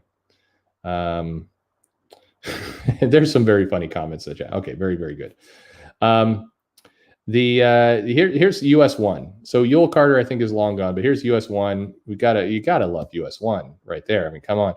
There's Walter Simonson on Thor, which is pretty incredible. That's always good. To the point, it's going to be hard for me I doubt I will see another artist on Thor that I will like as much as Walter Simonson. I think the guy draws the perfect Thor for me. That doesn't mean I'm going to stop reading those comics, and that doesn't mean that every new artist that comes along, I'm going to say, well, you're not Walter Simonson, so you suck.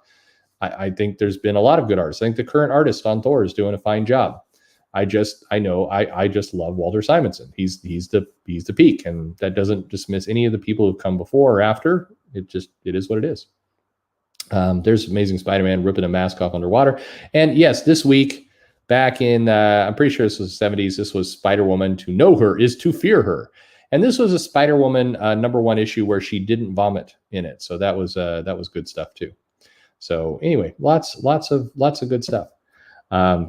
this was comics. So a lot of fun stuff. Hey, we are, yes, that's true. We have come to the end of our time. And so thank you, everybody who came and hung out tonight. It was fun in a week that was filled with some of the most bonkers stuff that I've seen, certainly in my lifetime. And hopefully not more to come. Although I do, well, not to go on for a rant. If I could ask one thing of the people in the chat, and no, it's not hit the like button, although you could do that. It is, I think, if you feel like you're going to disagree with somebody, if you're on social media, you're somewhere online, particularly online, and there's somebody that they're saying something that irritates you, ask yourself, is it worth getting into it with this person that I'm never going to meet, or it's never going to matter? And then don't. That would be my thing.